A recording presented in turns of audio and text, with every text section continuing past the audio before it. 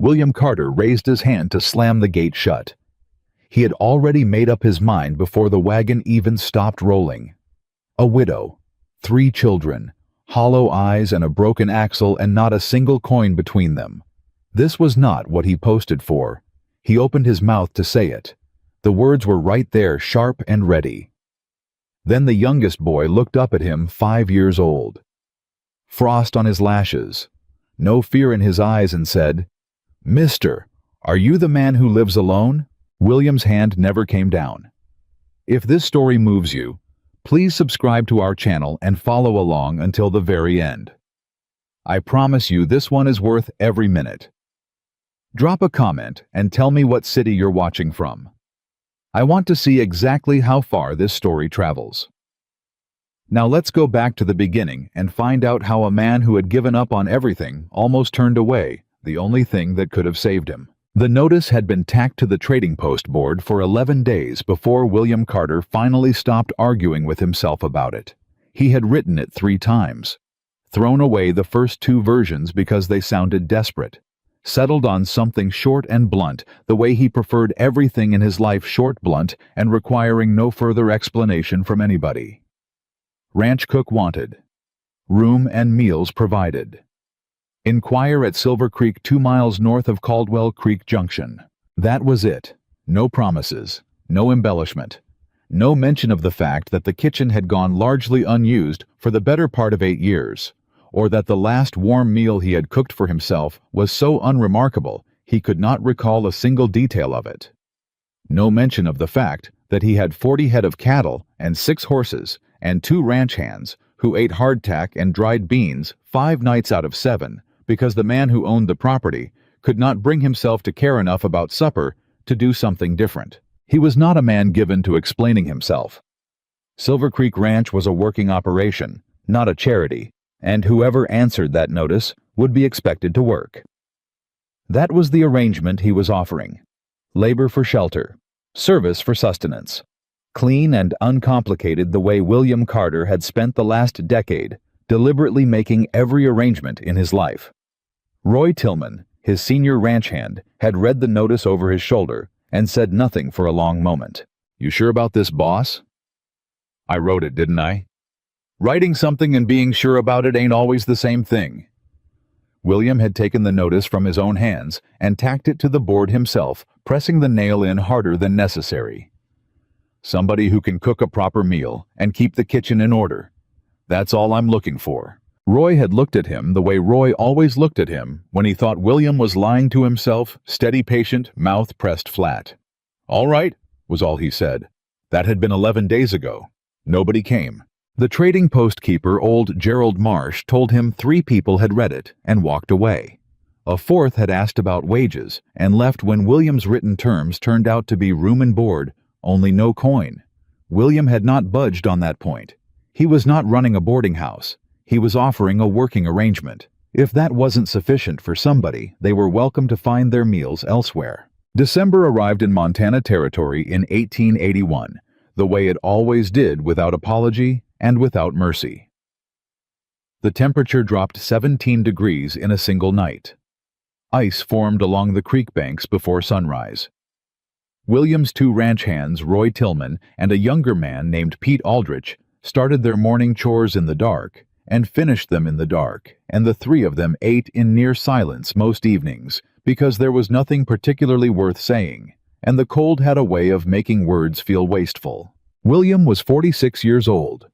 He had built Silver Creek Ranch with his own hands starting at age 29, back when the land was raw and untested, and so was he.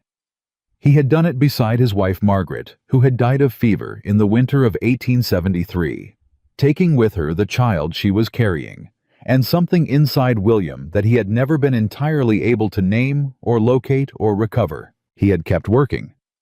That was what you did. You kept your hands moving and your eyes forward, and you did not allow yourself to stop long enough to feel the full weight of what you were carrying, because if you stopped, you might not start again. 8 years had passed that way. The ranch was doing well enough by any measure a reasonable man would apply. The cattle were healthy. The fences were solid. He had a reputation in Caldwell Creek as a fair dealer and a hard worker. which was the only reputation he had ever cared to cultivate. People respected him. They also mostly left him alone, which suited him fine. What they did not do was come to supper. What they did not do was fill the kitchen with anything resembling warmth. What they did not do was make the house feel like anything other than a structure that kept the wind off a man's shoulders while he slept. On the morning of December 9th, William rose before dawn, the way he always did, pulled on his boots in the dark, and went to the window to check the sky. The wagon appeared at his gate at 7:30. He saw it from the barn, where he was checking on one of the mares, who had been favoring her left foreleg. He heard the wheels first, the particular complaint of an axle that had been pushed past its reasonable limits, and then he stepped to the barn door and looked out across the frozen yard. It was a weathered prairie schooner, the canvas cover patched in no fewer than 4 places, with material that did not match the original. The horse pulling it was a brown gelding of considerable age, and even from a distance, William could see the animal was tired in a way that a night's rest was not going to fix. The wagon came to a stop just short of his gate, and for a moment nothing happened.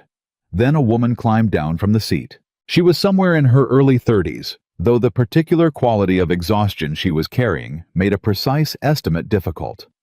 Dark chestnut hair tucked under a bonnet that had seen better seasons.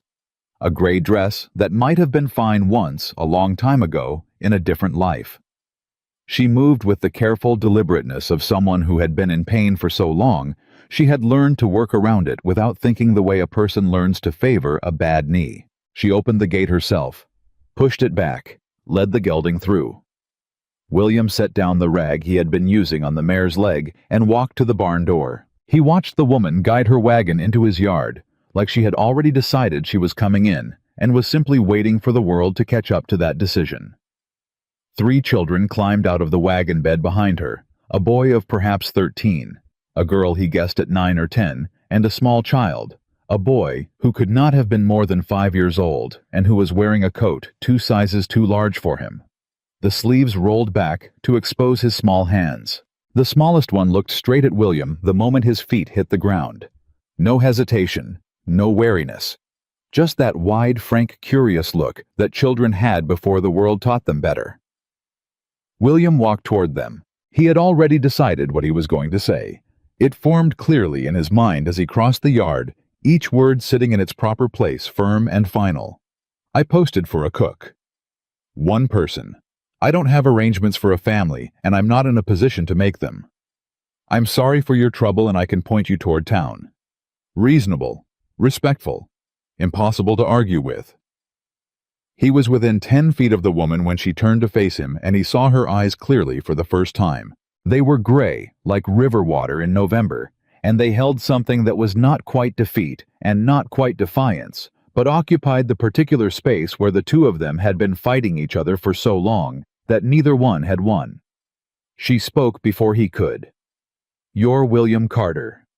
It was not a question. "I am," he said. "You posted for a cook." "I did." She held his gaze without flinching. "My name is Evelyn Brooks. My husband Daniel passed 4 months ago.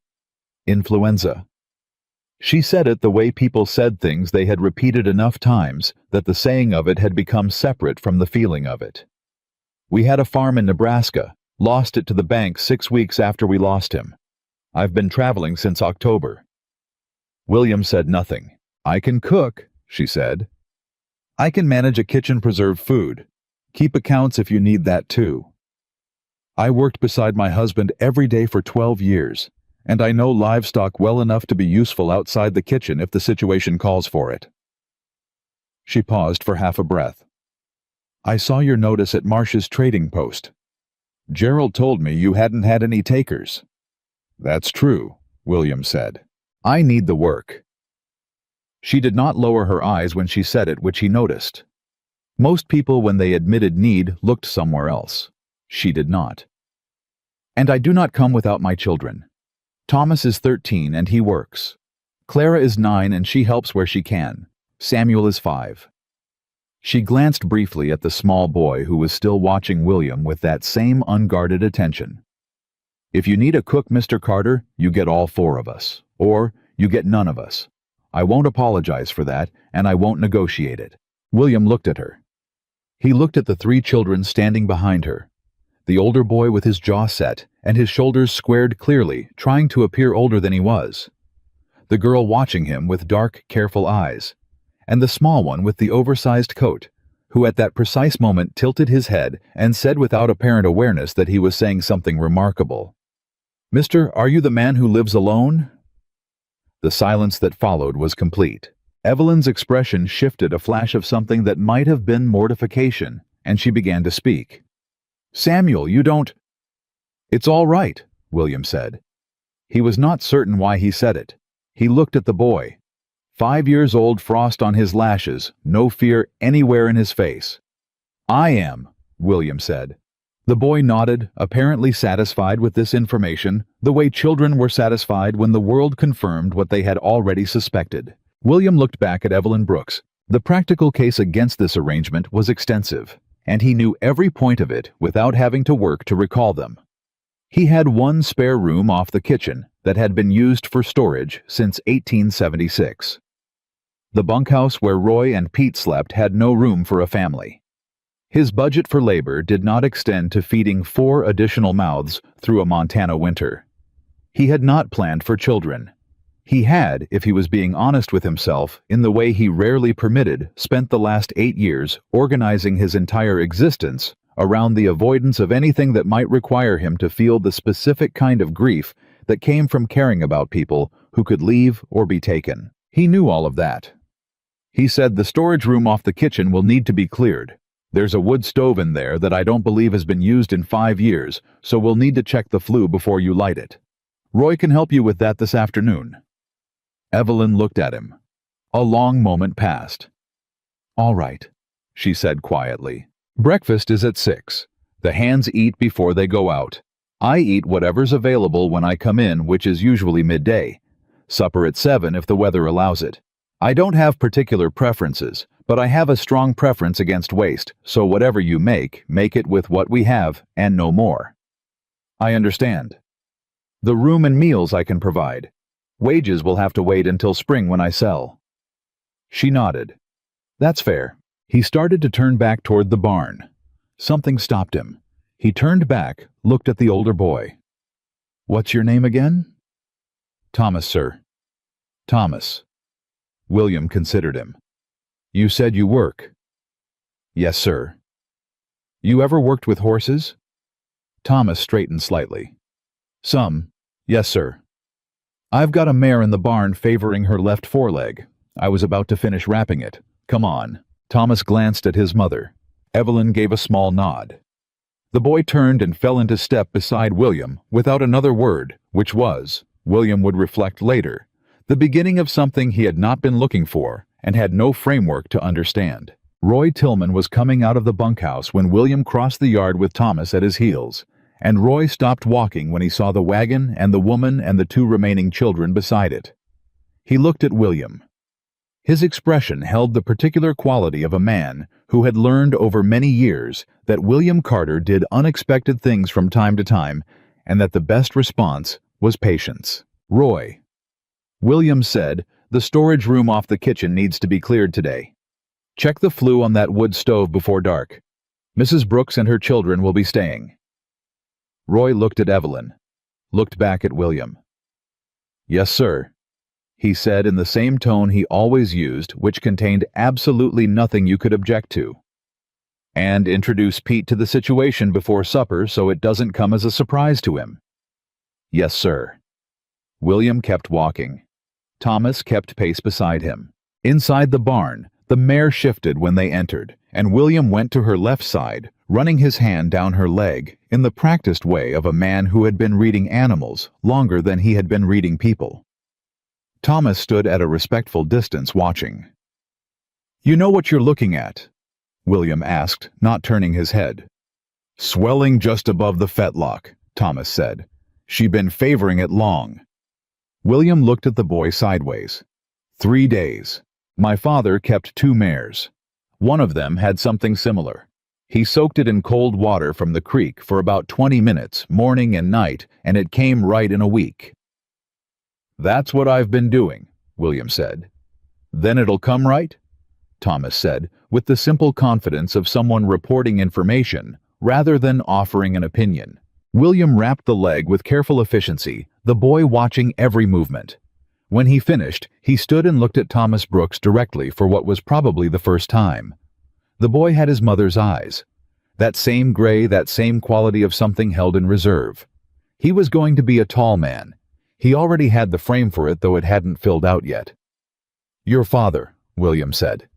"Was he a rancher?" "Farmer," Thomas said. "But he had livestock." He said they were different things, but not as different as ranchers like to pretend. William almost smiled. He did not quite permit himself to do so. He wasn't wrong. They stood together in the barn for a moment, in the kind of silence that did not require filling. "Where are you from originally?" William asked. "Nebraska," Thomas said. "Before that, Indiana. We moved west when I was 7. "You remember Indiana?" "Some of it." He paused. "I remember my father being less tired there." The observation landed with more weight than the boy probably intended. William turned back to the mare, giving her one final check. "I'll need fence posts split this afternoon on the east side," he said. "Think you can handle that?" Thomas said, "Yes, sir," without hesitation. "Good." William moved toward the barn door. "Lunch when your mother has something ready. Till then you work." "Yes, sir." That afternoon, while Roy Tillman cleared 8 years of accumulated odds and ends from the storage room and carried the smaller pieces of furniture back into usable positions, while Pete Aldrich checked the flue and declared it serviceable with only minor adjustment, while Thomas split fence posts in the east field with the methodical determination of someone proving something that nobody had asked him to prove.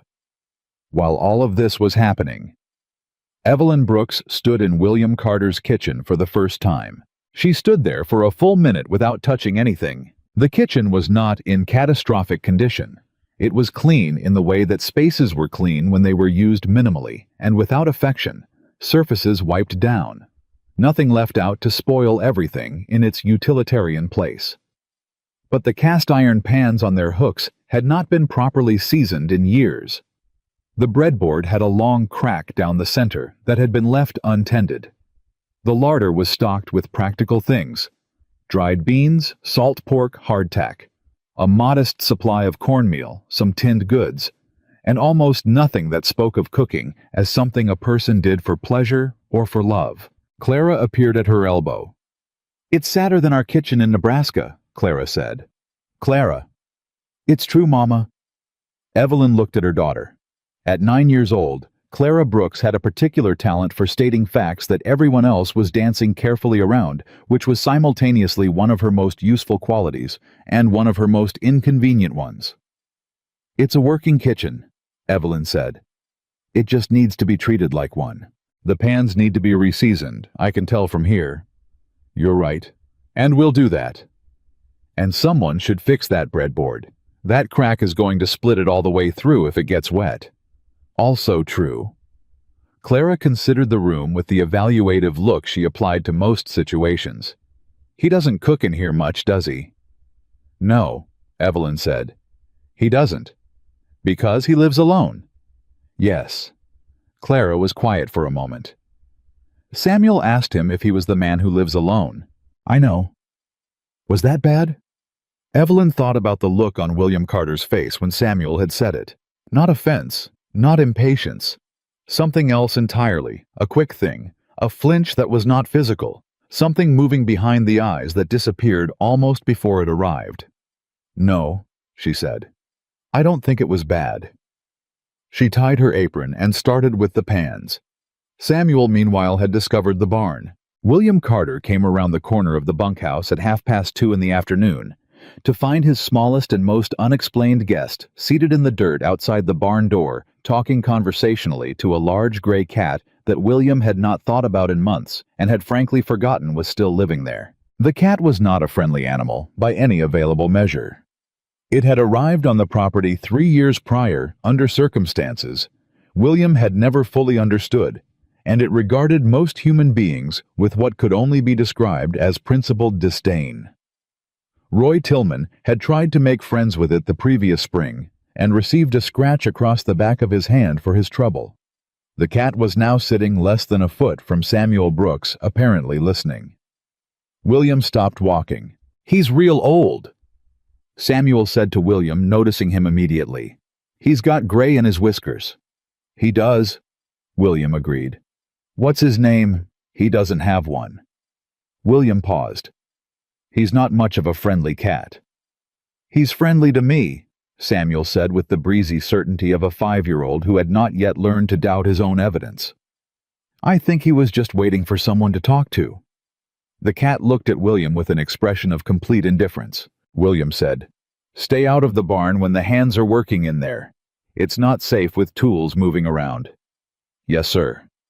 "You can sit out here." "Yes, sir." William kept walking. He was almost to the fence line before he stopped and stood still for a moment with his hand on the post looking out at the east field, where Thomas was still splitting wood with steady, unhurried strokes. Something had shifted. He could not have named it precisely.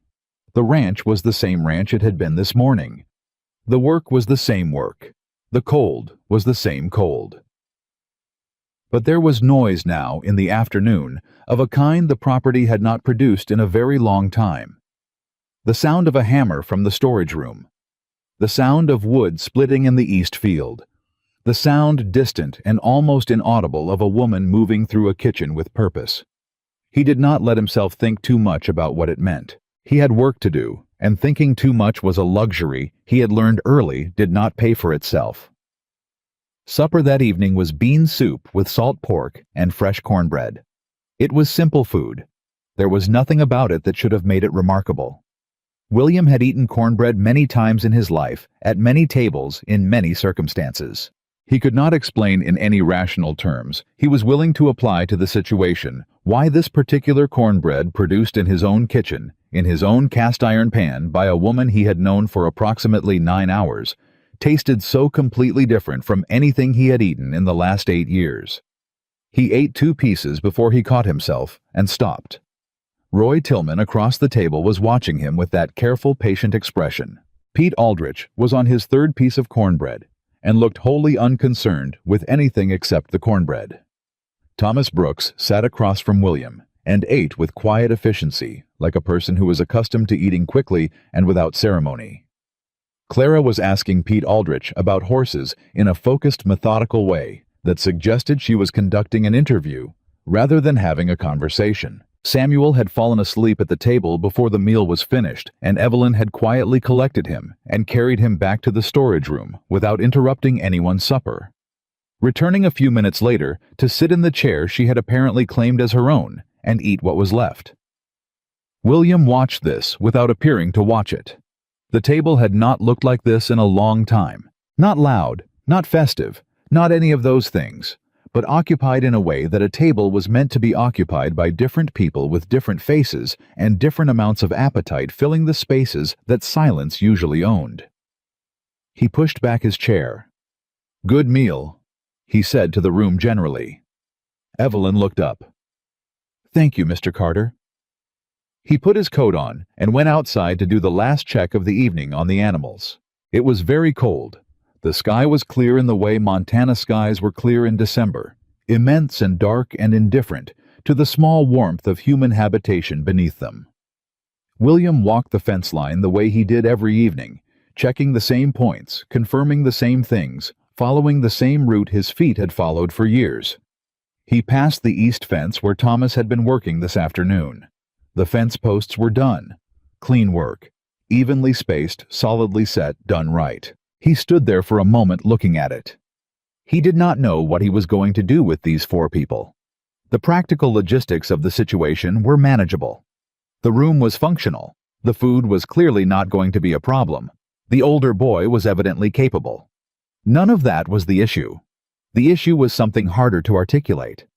The issue was that in one single day, his house had become a different kind of place, and he was not sure whether he was equipped to live in it. He went back inside, checked that the wood stoves were properly banked, and went to bed. He did not sleep for a long time. Through the wall of his room, he could hear very faintly the particular quality of quiet that came from other people sleeping in a house. The small sounds, the settling breaths, the sense of inhabited space. He had forgotten what that sounded like. He had forgotten that a house could sound different depending on whether there was anyone in it. He lay in the dark and listened to his house sound like a different place than it had been yesterday, and he did not know what to do with that, so he did what he always did with things he did not know what to do with. He filed it away, left it alone, went to sleep. In the morning, he would work. That was what you did. The first week passed in a series of small collisions between the life William Carter had built and the life that had arrived at his gate without warning. He came in from the early morning check one day to find Clara at the kitchen table with his ledger open in front of her, not writing in it, just reading it with the focused intensity she apparently brought to everything. He stopped in the doorway. "That's private," he said. Clara looked up without alarm. "I know. I'm sorry. I wasn't going to touch anything. I was just reading the numbers." She paused. "Your hay costs are very high for the quantity you're buying." William looked at her. "There's a farm about 8 miles west," Clara said, "that sold hay for less than you're paying last winter. Gerald Marsh told Mama when we stopped there. I thought you might want to know." He looked at the 9-year-old sitting at his table with his ledger and his numbers and information she had gathered from the trading post keeper about his supply costs, delivering it to him with complete unself-conscious helpfulness.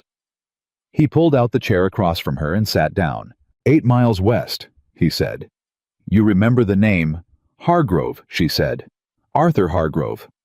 "I know Hargrove. Haven't dealt with him in a few years." He looked at the ledger, looked at the numbers she had apparently been examining. "You read accounts?" "Papa taught me," she said simply. He said women who could read accounts didn't have to rely on anybody else to tell them whether they were being cheated. He considered this. "Your father was right," he said. Clara seemed to find this satisfying in a restrained way. She closed the ledger carefully spine first, the way someone who respected books would handle one, and pushed it back to its original position. "I'm going to help Mama with the bread," she said. "All right." She left. William sat alone at the table for a moment looking at the ledger. Then he picked it up, turned to the hay purchase records, and did the math on what he'd been paying versus what Hargrove might offer. Clara had not been wrong. He had been overpaying for hay for 3 years. He went to find Roy. Henry Lawson came to the ranch on the 10th day. Henry Lawson owned the largest property in the valley, 3 times the acreage of Silver Creek, and he occupied the particular position in the social landscape of Caldwell Creek that wealth and longevity in a place could sometimes manufacture, not quite respected, not quite feared, but accounted for in most calculations.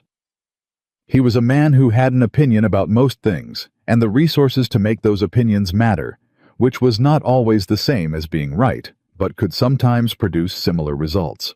He came alone, which was unusual. He rode up to the main house on a roan stallion and looked at the wagon still parked by the fence, with an expression that communicated everything he intended to say before he'd said a word. William was on the porch when Lawson arrived. "Carter," Lawson said, not dismounting. "Lawson. Heard you had company." "You heard right." Lawson looked at the house, at the smoke coming from the kitchen chimney, at the clothesline Roy had helped put up between the storage room and the barn where several small items of children's clothing were freezing in the December air. "Widow woman," Lawson said. 3 kids. "That's correct." "Hired her?" "Yes."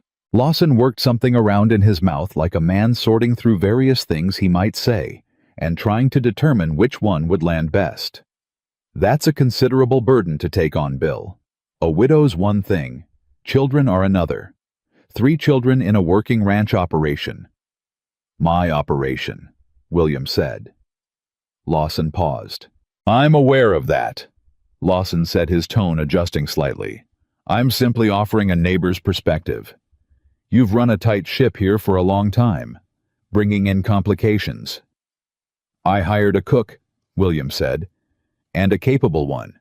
That's the extent of what I did." Lawson looked at him for a long moment. His expression held the patient, knowing quality of a man who believed he understood a situation better than the person in it. "She's got no people?" Lawson asked. "She didn't say and I didn't ask." "Where's she from?" "Nebraska." "She have references. She told me what she could do. She's been doing it." He kept his voice even. "If you came out here to see whether I'd taken leave of my senses, Lawson, you can report back to town that I'm in full possession of them. If you came for another reason, I'm listening." Lawson looked at him for another moment, then did something that surprised William slightly. He let it go. Shifted the subject. "Heard there might be some rough weather coming in from the north," Lawson said. "Late December, maybe early January. Bad one, they're saying." "I've heard the same. If it's as bad as some folks are predicting, you'll want your supplies in order before it hits." "I'm aware. We could talk about a mutual aid arrangement, same as 2 winters ago." "That arrangement worked well enough," William allowed. "We can talk about it." Lawson nodded. He gave the house one final look. The clothesline, the smoke, the evidence of people living where no people had been for a long time. And then he turned the stallion and rode back down the lane without saying anything further. William stood on the porch until the sound of hooves was gone. He knew what Lawson's visit meant. He knew that Caldwell Creek was already talking, already measuring, already forming the particular kind of opinion that small communities formed about individuals who did unexpected things. He knew that some of those opinions would be sympathetic, and some of them would be suspicious, and some of them would be the specific kind of social arithmetic that always involved people deciding whether a widow and her children represented opportunity or burden. He didn't care what they decided. He went back inside. The days settled into a rhythm that was new and strange, and if he was honest with himself in the privacy of his own mind, not unpleasant. Thomas rode out with William and Roy 3 mornings a week to check the cattle. He was a quick student and he asked the right questions, not too many, not too few, and always about things that mattered rather than things that were simply interesting. William found himself explaining things he had not explained to anyone in years, the small particular knowledge that accumulated in a man after decades of working the same land, and there was something in the act of explaining it that felt like use, like material that had been sitting idle, finally doing the work it was meant for. Clara managed the kitchen accounts. This was not something William had intended or planned for. It had simply evolved over the course of 2 weeks until it was simply the way things were. Clara sitting at the kitchen table each morning with the supply lists and the cost records, checking quantities, flagging discrepancies, occasionally producing small handwritten notes that she left on William's desk about things she believed required attention. The handwriting was remarkably clear for a 9-year-old. The arithmetic was entirely correct. He didn't comment on it directly, but he did not stop her. Samuel continued to be Samuel, which was to say, everywhere at once, asking questions at a rate that somewhat defied the amount of time available in any given day, and operating without the particular wariness that had been hammered into most of the people William dealt with. "How come your barn is bigger than your house?" Samuel asked one afternoon, appearing at William's shoulder while William was checking a gate hinge. "Because there are more animals than people," William said. Samuel considered this. "That seems like a good reason." "I thought so." "Mr. Carter." "What? Do you like having us here?" William looked at the hinge, at the small, persistent person beside him. "I like having the work done," he said carefully. Samuel appeared to receive this as an incomplete answer, but not a hostile one. "Thomas says you gave him extra lumber to fix the coop without him having to ask for it." "The coop needed fixing." "He says that's how you say thank you, giving someone what they need without them having to ask." William was quiet for a moment. "Your brother talks a lot," he said. "We all do," Samuel said cheerfully. "Mama says it's because Papa was quiet and it balanced out." William went back to the hinge, but the words stayed with him the way certain things did not. Loudly, not urgently, but present in the way a stone was present in a boot, noticeable without requiring constant attention. Daniel Brooks, it seemed, had been a quiet man, a farmer from Nebraska who kept 2 mares and taught his daughter to read accounts and raised a 13-year-old who set fence posts clean and a 5-year-old who asked every question in the visible universe, and a wife who walked onto a stranger's property in December, with her chin up and her children behind her, and told him flat that he could take all 4 of them, or none of them. William thought not for the first time that Daniel Brooks must have been a man of considerable character. He thought about this alone in the barn in the dark with a specificity that surprised him. Evelyn herself was the part of the equation he had handled least well, which was to say, he had not handled it at all.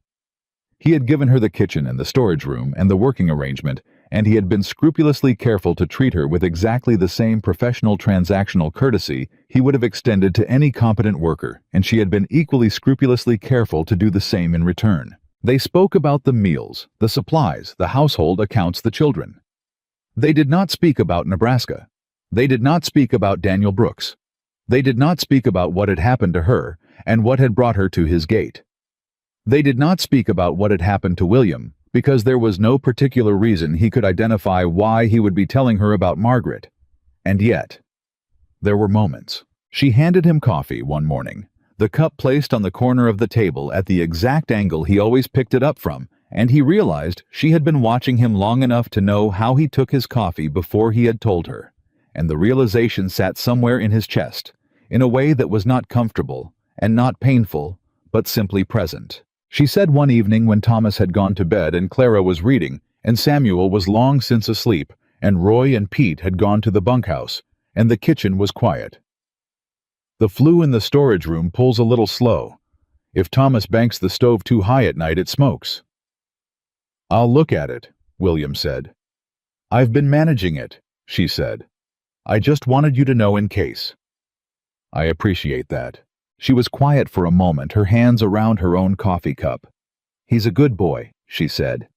"Thomas, he works hard because he wants to, not because he has to. I want you to know I don't ask him to prove himself." "I know you don't," William said. She looked at him. "He does it because he's 13 and he lost his father, and he thinks if he can be useful enough, things will stop being as uncertain as they currently are," William said. "It's not a bad strategy. Mostly it works." Evelyn was still looking at him. "You recognize it," she said quietly, not accusing, just observing. He looked at his coffee cup. "Get some sleep, Mrs. Brooks," he said. 6 o'clock comes early." She rose without argument, took her cup to the wash basin, set it down. At the door of the kitchen, she stopped. "Thank you," she said, "for the lumber for the coop." He said nothing. She went to bed. William sat alone in his kitchen with his coffee going cold in his hands. And outside the window, the Montana sky was full of stars, and for the first time in 8 years, the house around him was not completely silent. He sat there for a long time. Then he got up, banked the stove, and went to bed. There was weather coming, they all said so, and there was work to do before it arrived. The weather changed on a Tuesday. William felt it before he saw it, that particular shift in the air that a man learned to read.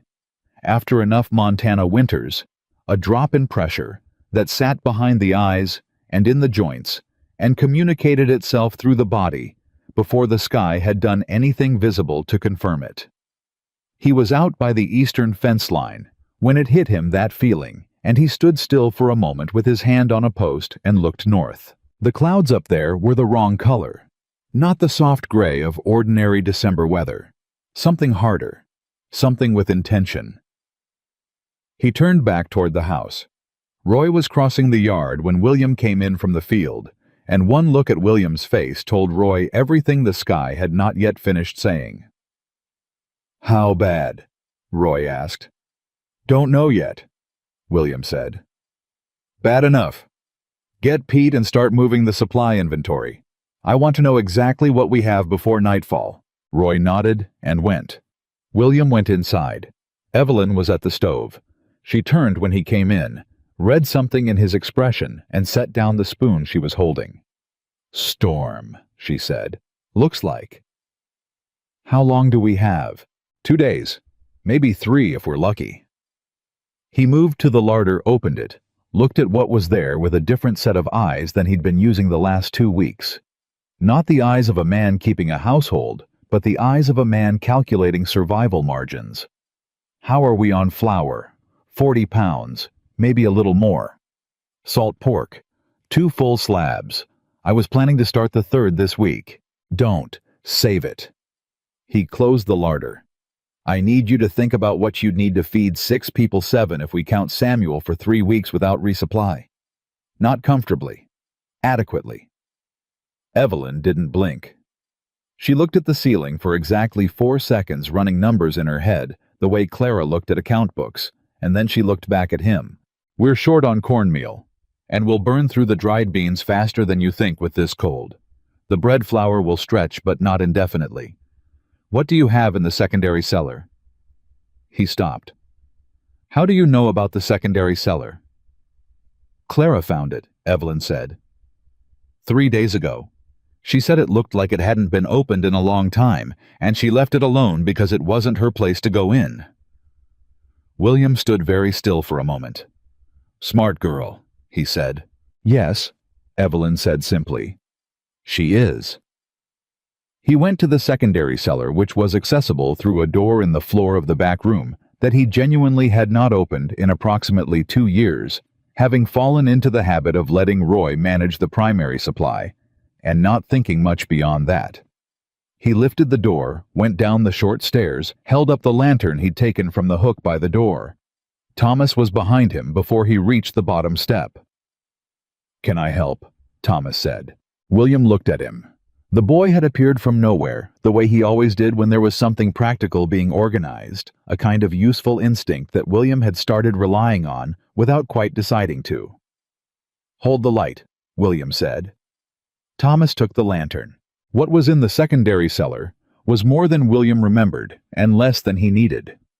2 crates of tinned goods beans, some tomatoes, 3 tins of peaches that were either still good or well past it. A barrel of salt that was crusted on top but sound underneath. Several pounds of dried corn he'd forgotten about. Some preserves, maybe 6 or 7 jars, the labels faded enough that he couldn't read them in this light. Peaches, Thomas said, holding the lantern over the nearest crate with the expression of someone identifying something personally significant. Samuel likes peaches, William said without knowing why he said it. He does, Thomas confirmed. Mama used to make peach preserves in August. He'd eat them straight off the spoon before she could get the lids on. A pause. Before. That word in a boy's voice carrying a weight no 13-year-old should have learned to carry yet. William picked up the nearest jar of preserves and turned it in the lantern light. Plum, he thought. Margaret had put these up. The thought arrived, and he set it down carefully, not on the shelf, but in the part of his mind where he put things that required more space than the present moment allowed. Bring the tinned goods up, he said. All of it. I want Evelyn to see what we have. They spent the rest of the afternoon in organized preparation. Roy and Pete moved the cattle to the secondary barn, which was more sheltered, working fast and without complaint. Thomas carried supplies, while William reinforced the barn doors against wind load. The particular kind of reinforcement that experience had taught him could be the difference between a barn that stood and one that did not. Evelyn cooked a large pot of stew that would serve as the evening meal and also be preserved against the following days, working with a focused economy of motion that William found himself watching sideways when he came through the kitchen. She didn't waste anything. Not a movement, not a calorie of heat from the stove, not a spoonful of anything that could be stretched. She worked the way he worked, efficiently, without performance, with the specific quality of competence that came not from training, but from a long and serious education in necessity. He noticed this. He did not say anything about it. Clara was at the kitchen table, keeping a running inventory list in handwriting that remained, as always, remarkably legible.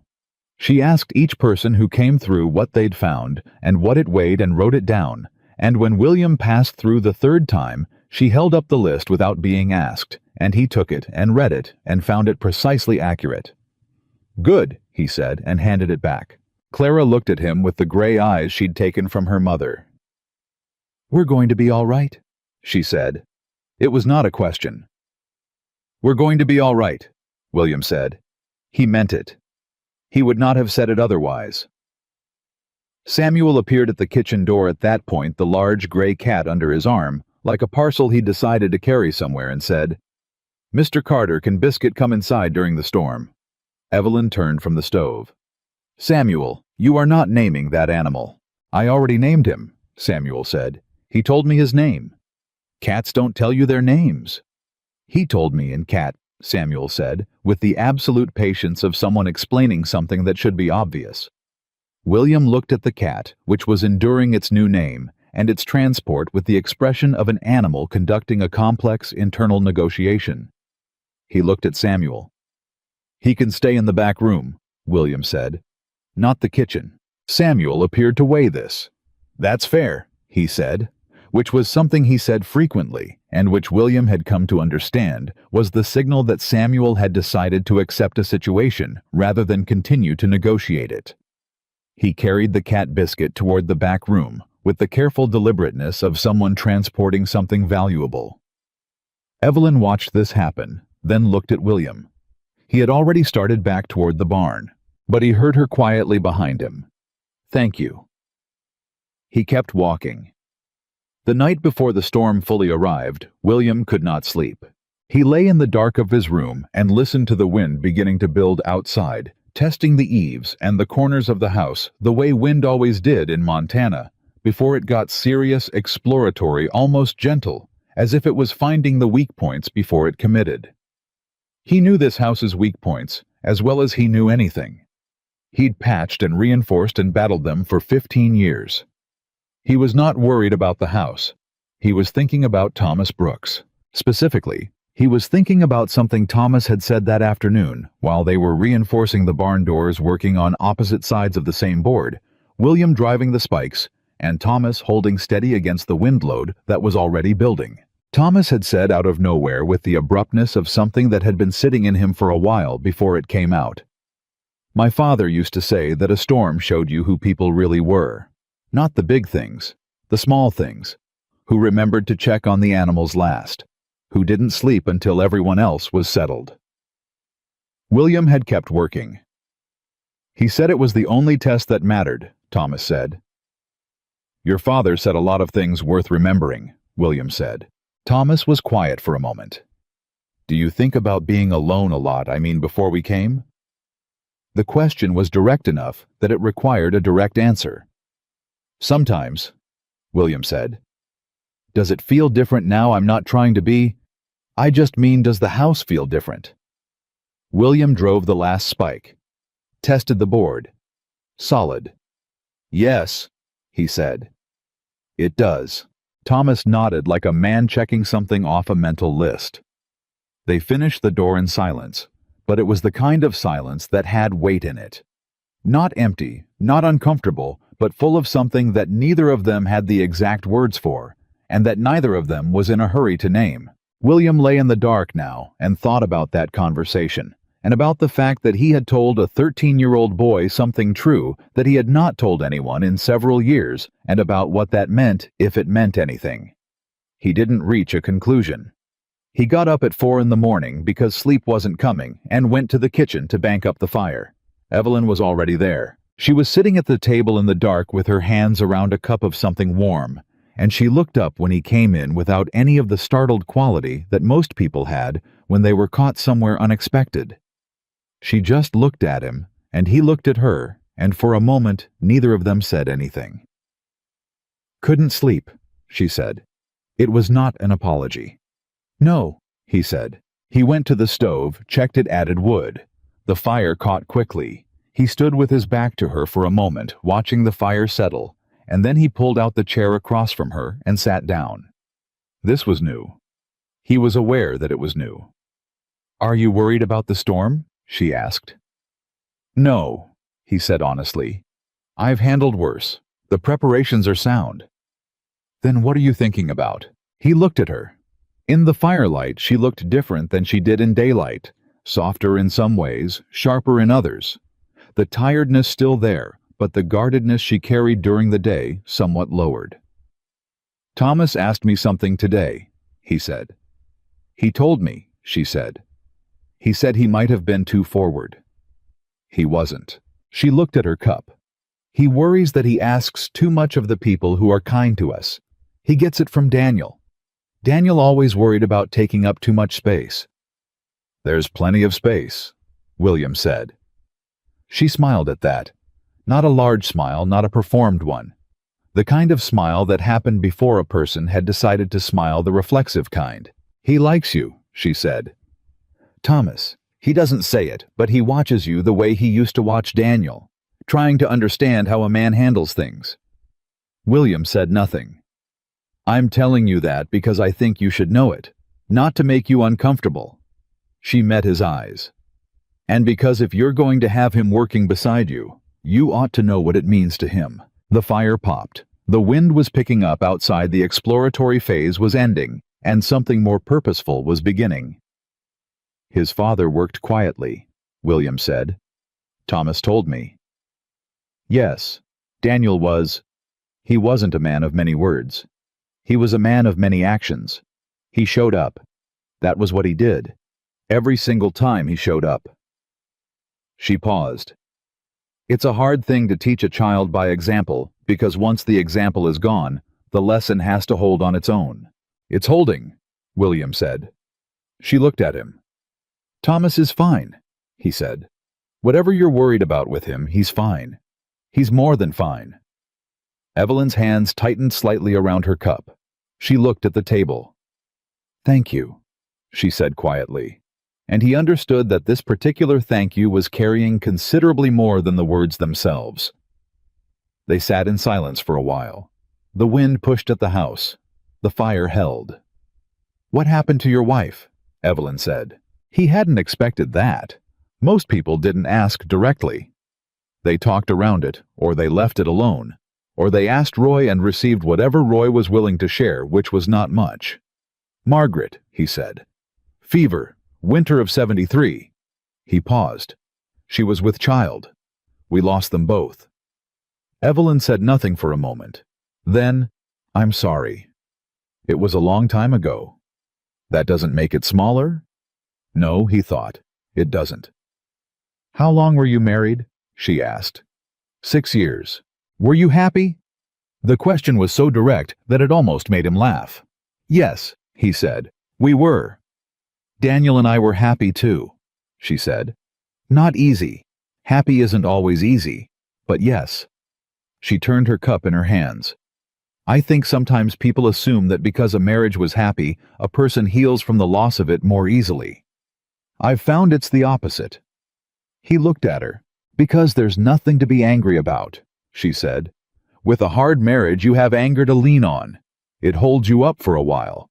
With a good one, you just have the missing, and missing is heavier. William sat with that for a long time. Yes, he said finally. That's exactly right. Outside, the storm was arriving, and inside, at a kitchen table at 4 o'clock in the morning, 2 people who had each built their solitude into a fortress were sitting across from each other in the firelight, and the walls were a little lower than they had been the day before.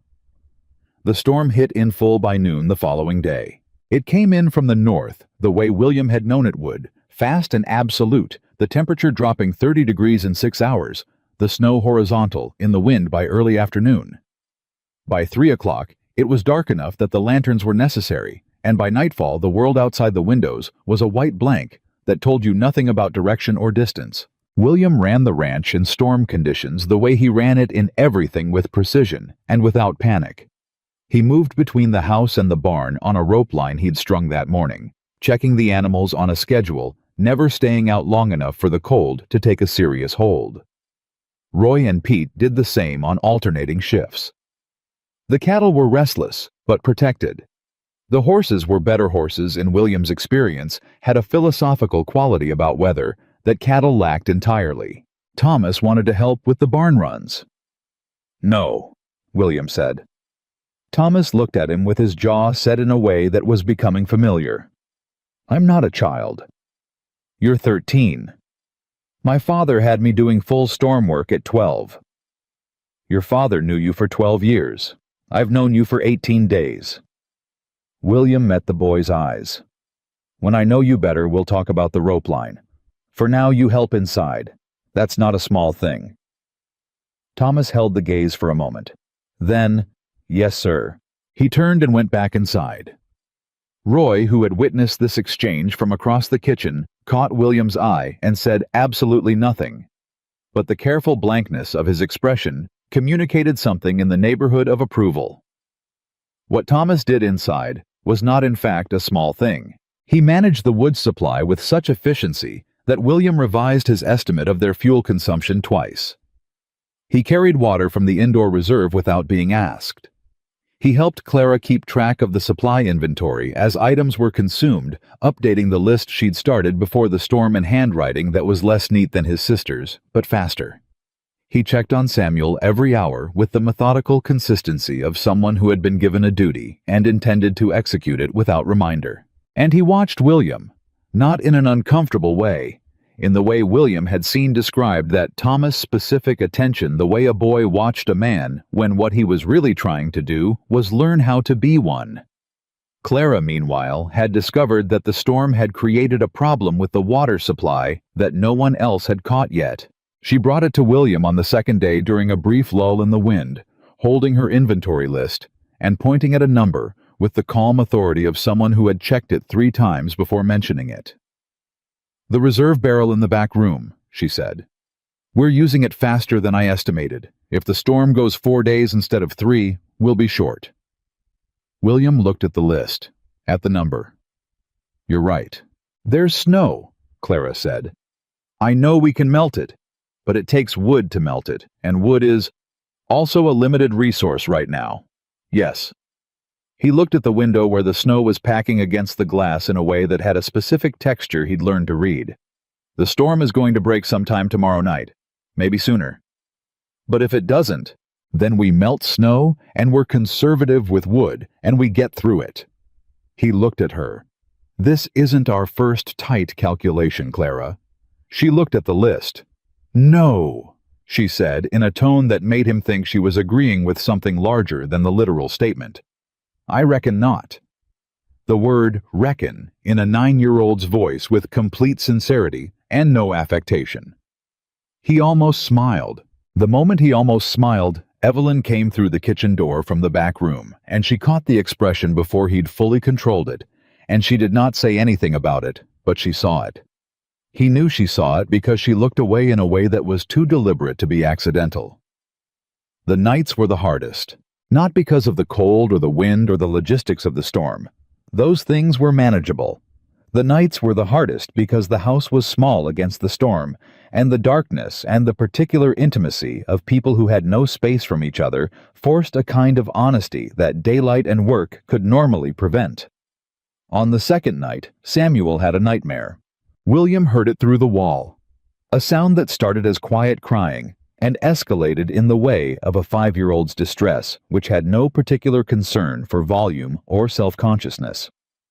He heard Evelyn go to him immediately, and he heard her voice, low and steady. The sound of her, not the words, and then the crying subsided, and there was silence. He lay awake for a while longer. In the morning, Samuel was entirely himself eating his breakfast, asking Pete Aldrich why horses couldn't wear hats in winter, carrying biscuit from room to room with the determination of someone fulfilling a caregiving responsibility. The nightmare left no visible trace, but William looked at Evelyn across the breakfast table, and she was moving carefully in a way that told him she'd been up for a large portion of the night, and she looked at him and something passed between them that neither of them acknowledged in words. A kind of mutual recognition, an understanding that there were things happening in this house that went well below the surface of the working arrangement they'd agreed to. He poured her coffee and set it at her place before she got to the table. She sat down, looked at the cup, and then looked at him. "Thank you," she said. 6 degrees colder last night, he said. "Storm's losing pressure. Should start to break by tonight." She wrapped her hands around the cup. "Good," she said. He went out for the morning barn run. The barn run on the second morning of the storm was when it happened. He was on the rope line, moving from the house to the barn, in snow so thick and wind so hard that he couldn't see more than 4 feet in any direction when the rope went slack. He stopped immediately. Felt along the line with his hands. The rope had come free from its fixing point at the barn end. The hook had pulled out of the wood, and the wind had driven the free end somewhere to his left, which was not the direction of the barn. He was approximately 15 feet from the barn door. In a whiteout, 15 feet was enough to get a man turned around and walking the wrong direction and not knowing it until it was too late. He stood still, controlled his breathing, told himself to think. He knew where the barn was. He knew the angle of the rope line from the house, knew roughly how far he'd come.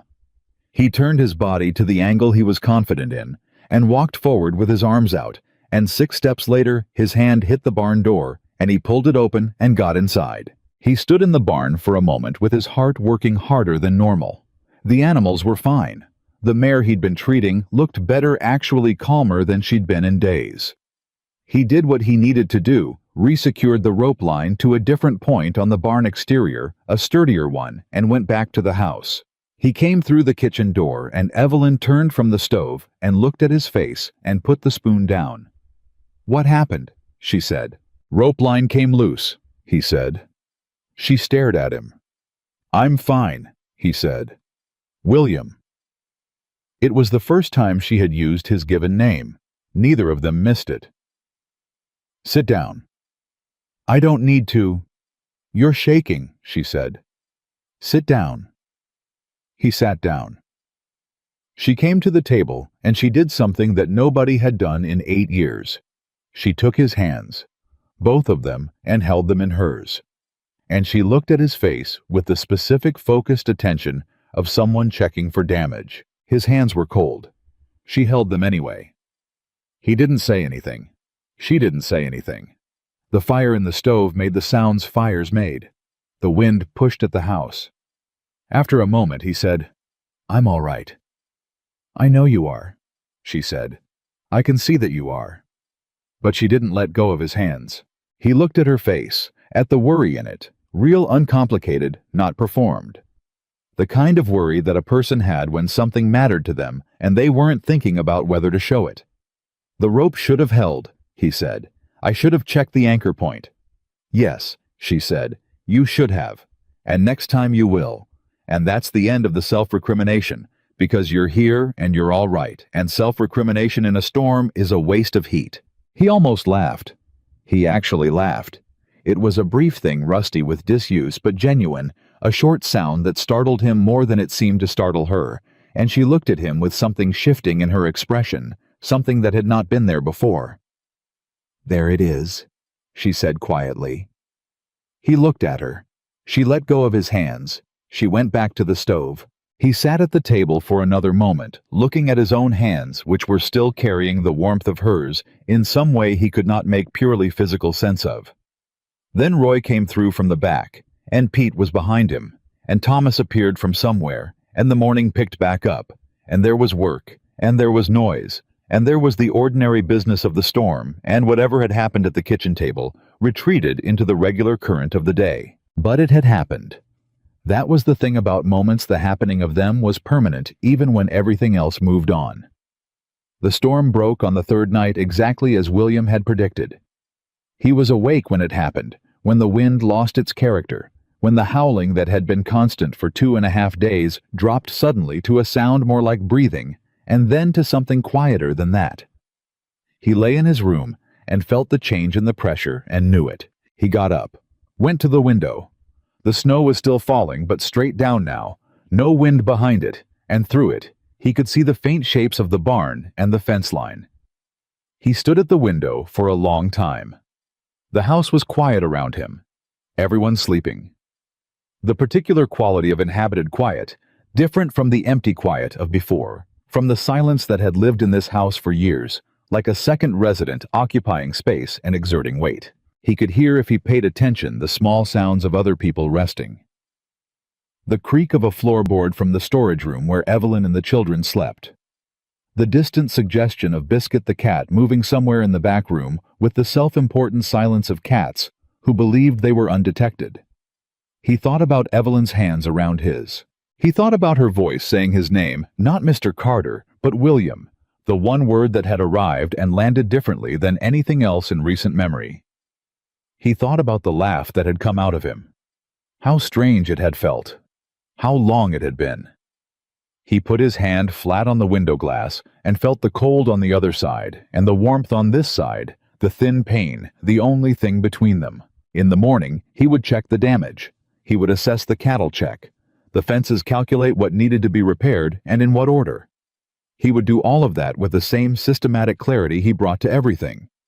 But right now, in the dark, in the quiet, standing at the window of a house that sounded different than it had sounded 3 weeks ago, William Carter permitted himself one true thing. He was glad the gate had been open. He had not planned to be. He had not wanted to be. He had spent considerable energy in the days after their arrival, convincing himself that this was a transaction, a practical arrangement, a temporary solution to a specific operational need. But the gate had been open, and they had come through it, and the house sounded like this now, like people like breathing, like the small continuous proof that existence was not entirely solitary. He was glad. He pressed his hand harder against the glass, feeling the cold, and then let it go. He went back to bed.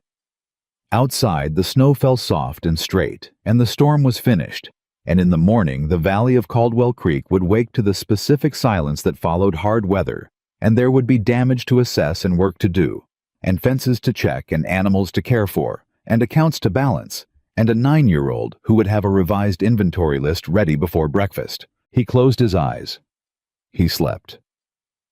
And in the storage room across the kitchen, Evelyn Brooks lay awake, a little while longer. Her children sleeping around her, one hand pressed flat to the wall, as if she could feel the particular warmth of the house on the other side of it, a warmth that had nothing to do with the wood stove, and everything to do with the man who had kept it burning through the worst of the cold. She closed her eyes eventually, too. The storm was over. What came next would be something else entirely. The morning after the storm broke, Caldwell Creek looked like a town that had survived something and wasn't entirely sure yet whether to be relieved or afraid. William rode in on the 4th day after the storm once the roads were passable enough to make the trip worth the effort. He needed to assess the damage to the community check on supply routes and find out who'd been hit hardest by the blizzard. That was the kind of thing a man in his position did not, out of sentimentality, but out of the practical understanding that a valley was an ecosystem, and what damaged one part of it damaged all of it eventually. Roy came with him.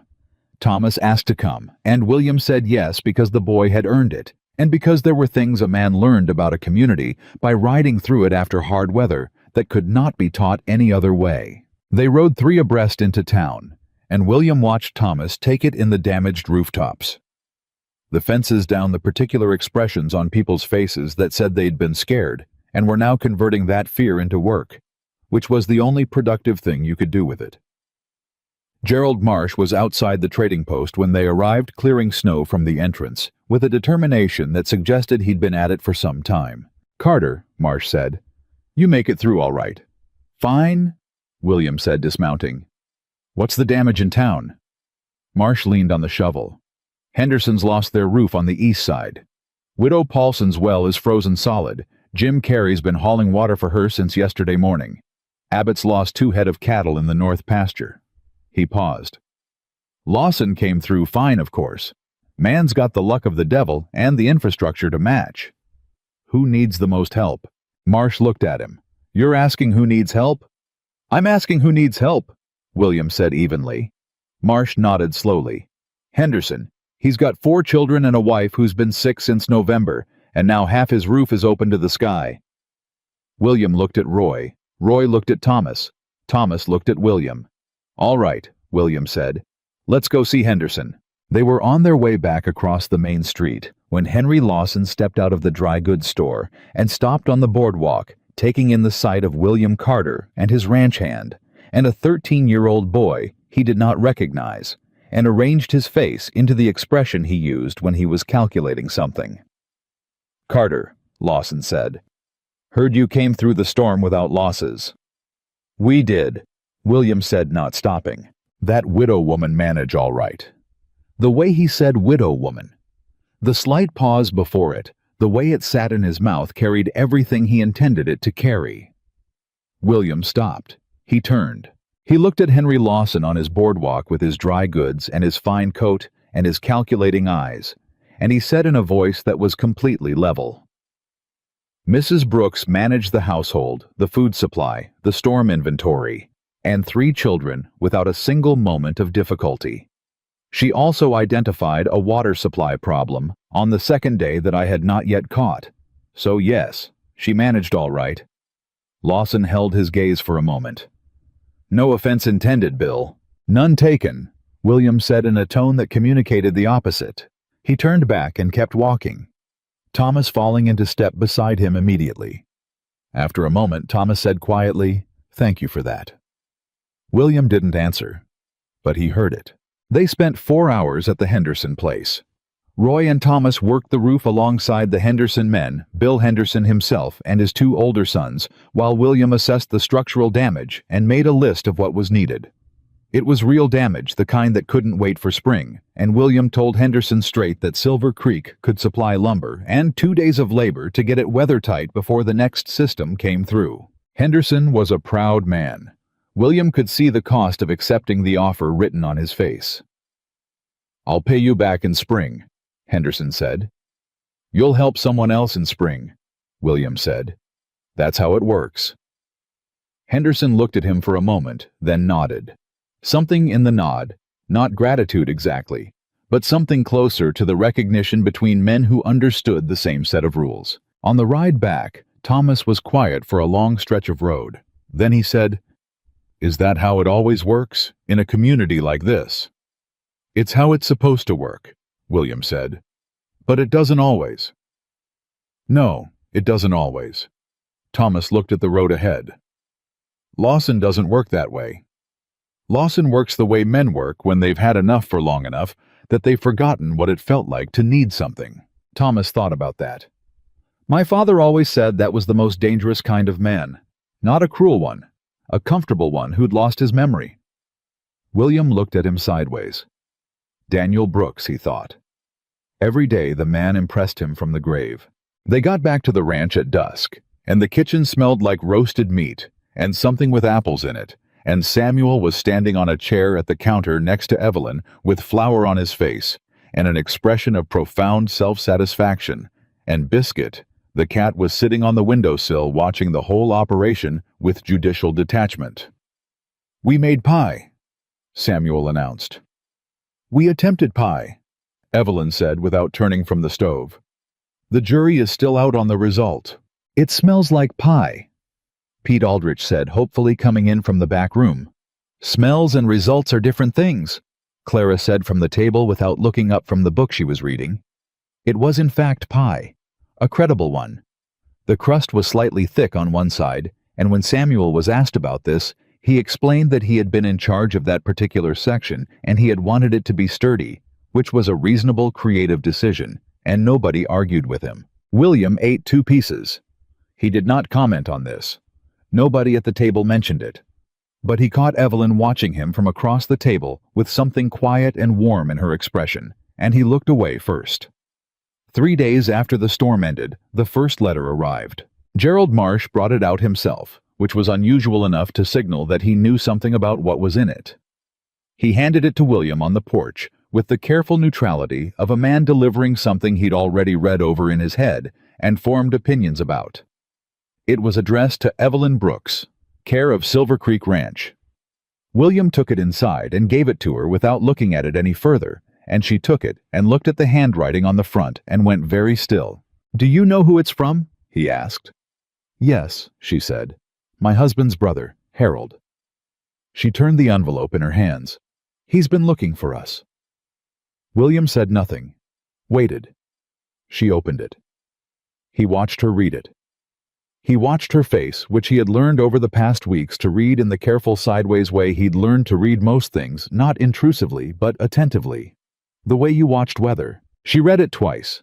Then she set it on the table and pressed her hand flat on top of it, and she looked at the wall for a moment. "He wants us to come to Ohio," she said. "He has a house, room for us." She paused.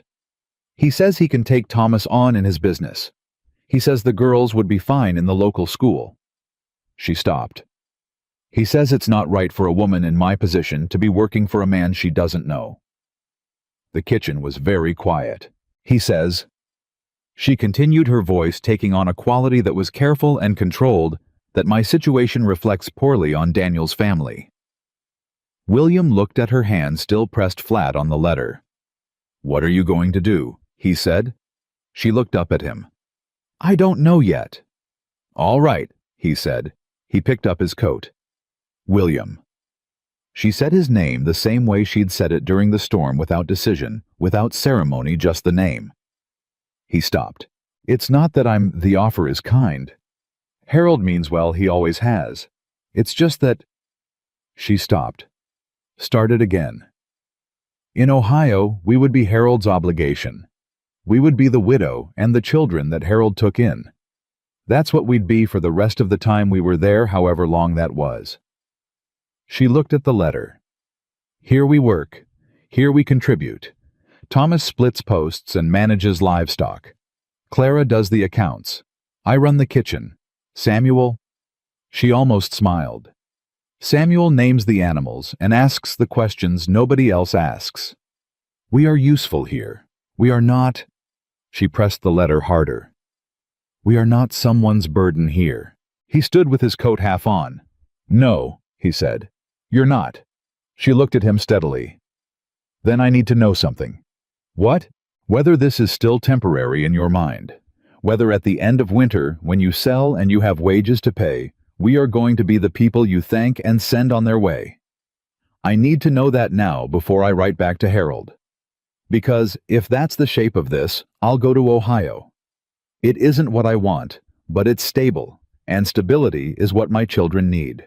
The most important question a person had asked him in a decade, delivered in a kitchen that smelled like pie on a Tuesday morning in December.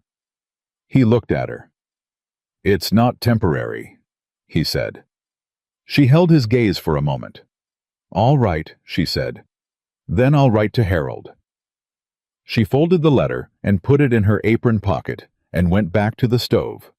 William put his coat the rest of the way on and went out to the barn. Roy was checking the bay gelding's shoes when William came in, and he looked up once and went back to what he was doing. Evelyn got a letter, William said, from her husband's brother. Wants her to come to Ohio. Roy said, in the tone he used when he already knew what the outcome of a situation was going to be. She's staying, William said. Roy set the gelding's foot down and straightened. Yes, he said. I know. William looked at him. How'd you know? Roy picked up his brush. Because she's been re-seasoning your pans and fixing your breadboard and reorganizing your larder for 3 weeks, and a woman who's planning to leave doesn't put that kind of work into someone else's kitchen. He paused. And because that boy of hers has been working your land like it's already his responsibility, and he's not the kind of child who does that for something temporary. William was quiet for a moment. You've been thinking about this a while, he said. Since day 3, Roy said. William picked up a saddle blanket that didn't need straightening and straightened it anyway. Mind your own work, Roy. Yes, sir, Roy said in the tone that meant he was done saying what he had to say, and was satisfied with how it had landed. The second major problem arrived not from Ohio, but from town. It came in the form of 3 men on horseback who rode onto Silver Creek property on a Thursday afternoon, when William was in the south field and Evelyn was alone in the house with the children.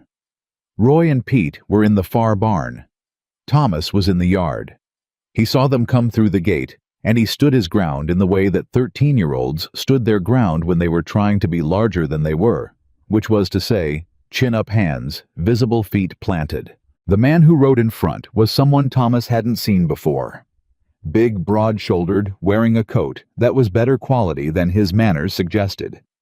He looked at the house, looked at Thomas, and said, "Where's Carter?" "South Field," Thomas said. "Can I help you?" "Not likely, boy. Go get him." Thomas didn't move. "I can take a message." The man looked at him with the particular expression that men who were accustomed to being obeyed wore when they encountered someone who hadn't received the instruction. "I said go get him." "And I said I can take a message," Thomas said levelly. "Mr. Carter is working. I'm not going to pull him from work for something I don't have information about." The man started to speak again. Evelyn came out of the front door. She had a kitchen towel in her hand and flour on her forearms, and she walked out onto the porch with the same energy she brought to everything, direct, unhurried, taking up exactly as much space as the situation required. "Good afternoon," she said. "Can I help you, gentlemen?" The man on the horse looked her over in a way that had an opinion in it. "Ma'am, we're here to see Carter on a business matter. I'm Mrs. Brooks. I manage the household at Silver Creek." She said it completely calmly, as if this were an established and uncontested fact. "Mr. Carter is in the South Field.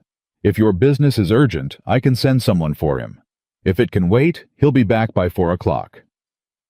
"It's about the north grazing boundary," the man said. "Lawson's been talking about Carter's fence line running 6 feet onto property that ain't his." Evelyn looked at him. "Mr. Carter's fence lines were surveyed and established in 1874. I've seen the documentation in the household records.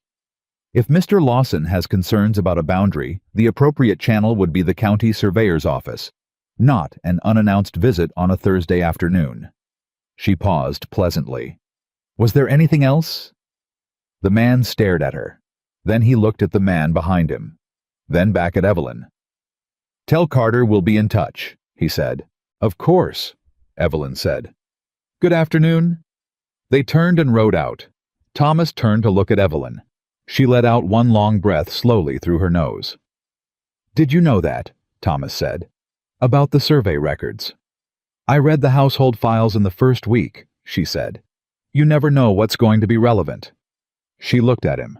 "You held your ground." "You held it better," he said. "Yes," she said. "But you held yours first." She looked at where the men had gone. "Go find Mr. Carter. He should know about this before tonight." Thomas was already moving. When William heard what had happened, Thomas delivering the account with the precision of someone who understood that accuracy mattered. In these situations, he stood in the south field for a moment, looking north toward the Lawson property. The fence line issue was not new. There had been a quiet disagreement about the north boundary for 2 years, and William had always known Lawson would escalate it eventually. He had not anticipated Evelyn being the one to meet that escalation. He had not anticipated a great many things that had happened in the past month. "She cited the survey records," Thomas said. "I heard you the first time," William said. "She read the household files in the first week," Thomas said. "She said you never know what's going to be relevant." William started walking back toward the house. "She knew more about your ranch boundaries than those men did," Thomas said, keeping pace. "They didn't expect that." "No," William said. "I don't imagine they did." "Mr. Carter." "What?" Thomas kept walking for a step or two before he said it. "My father always said a woman who was competent in a crisis was worth more than any amount of comfortable weather." He paused. "I think he'd have liked her. Evelyn. I mean, obviously he did. But I think he'd have liked the way she is here. The way she's become." William said nothing, but it sat in him what the boy had said. Sat in a place that had been empty for years, and was learning slowly and without ceremony to hold weight again. He went to the house, went directly to the files, pulled out the survey documentation, and spent an hour reviewing it. Evelyn sat across the table from him with her mending, and answered questions when he had them, which was 4 times. And each time she pulled the answer out of her memory with the offhand precision of someone who had read something once and filed it away in a mind that did not lose things. "You memorized the survey boundary markers," he said on the 4th answer. "I retained them," she said.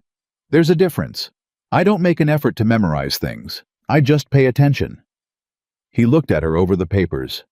"What?" she said. "Nothing," he said. She went back to her mending. He went back to the survey. But something in the room had shifted in the way things shifted in that house now, quietly, incrementally. The way ice became water.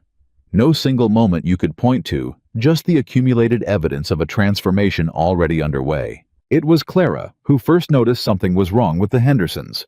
She came to William 4 days after their visit to town on a Saturday morning, and she stood in the doorway of the room he used as an office, and she said, "I heard something at Marsh's store when Mama took me with her yesterday." William looked up from the accounts. "Mrs. Henderson isn't sick from the cold," Clara said. "She's sick from something else. Something they're not saying directly. And Mr. Henderson didn't just lose 2 cattle in the storm. He lost more than that. Gerald Marsh told someone he thought Henderson might lose the whole operation by spring if he couldn't get ahead of his debts." William set his pen down. "Who told you this?" he said. "Nobody told me. I was standing next to the flour barrel and nobody thought I was paying attention." She held his gaze. "I'm always paying attention." He looked at the 9-year-old in his doorway and thought not for the first time about the particular unfairness of a world that had given this child so much native intelligence and so few resources to deploy it with. "Thank you," he said. "What will you do?" "I don't know yet," he said honestly. "But knowing is better than not knowing. You were right to tell me."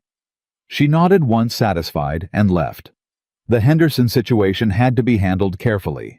Bill Henderson was a proud man William had established that on the first visit, and pride mismanaged, could turn assistance into humiliation, which was worse than no assistance at all.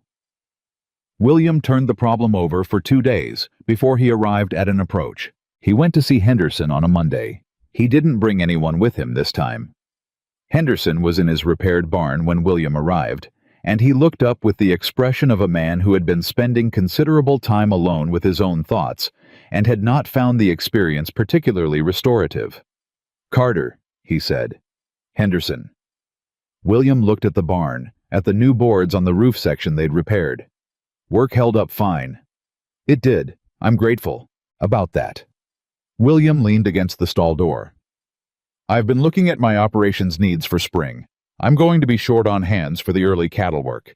Pete's thinking about moving on west, got family out in Oregon Territory he wants to get back to. Roy can't do it alone, and I can't be in 3 places at once." Henderson looked at him. "You saying you need a hired hand?" "I'm saying I'd like to talk to you about a working arrangement. One where you and your boys put in a day a week at Silver Creek starting in February in exchange for a share of the spring cattle proceeds." He met Henderson's eyes. "Not charity. A business arrangement. One that happens to benefit both operations." Henderson was quiet for a long moment. "My wife," he said. "She's—" "I know," William said quietly. "Clara overheard something in town. I'm not asking you to explain it. I'm asking if the arrangement makes sense."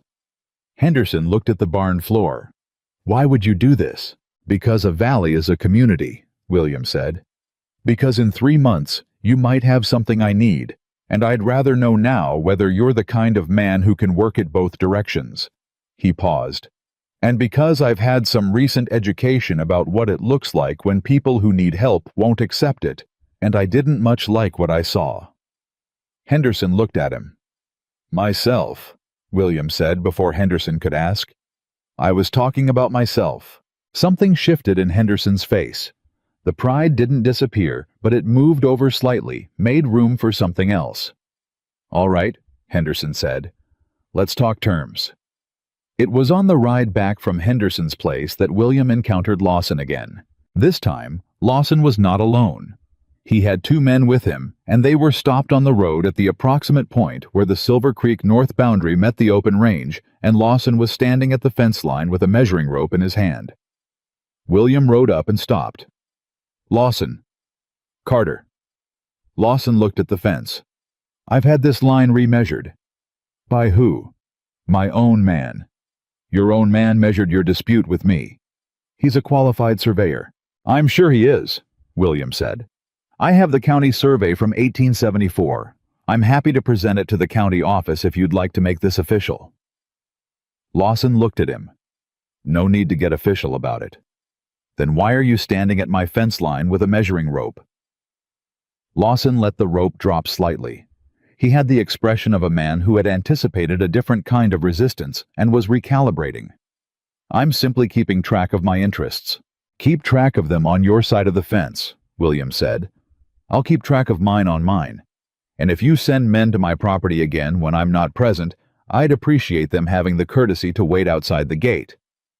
Lawson's jaw tightened. Those men had a legitimate message to deliver. They delivered it to a woman alone with 3 children. There are ways to do that, and ways not to. William held his gaze for a moment.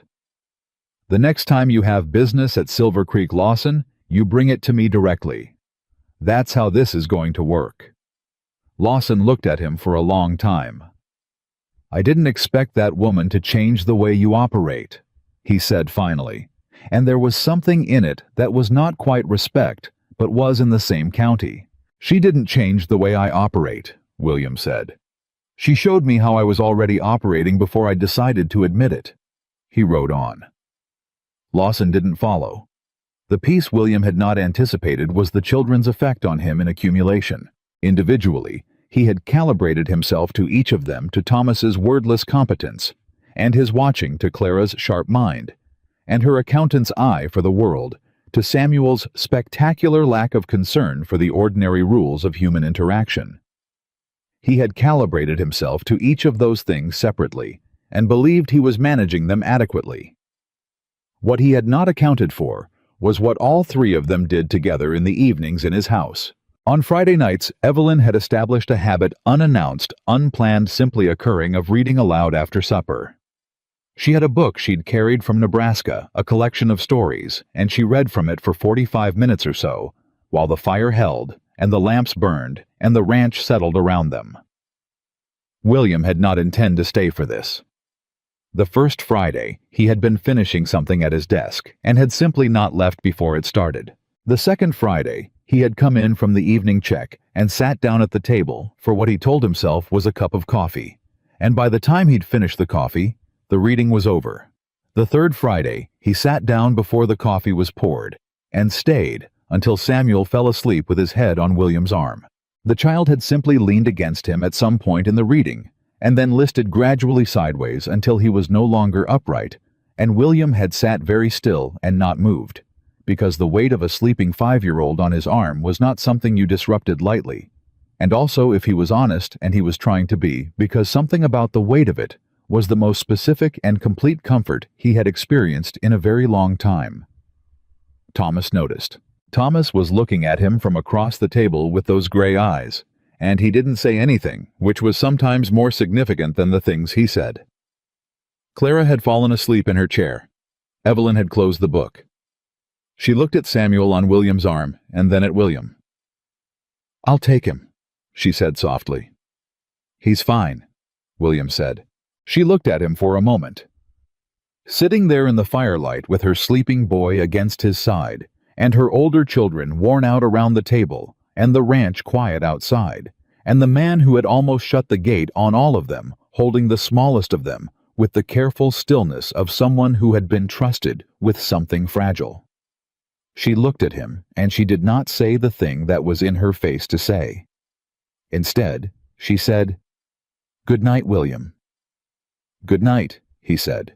She woke Clara gently and steered her toward the storage room, and Thomas unfolded himself from his chair and said, "Good night, sir," with something in his voice that was quiet and full, and then it was just William and Samuel and the dying fire.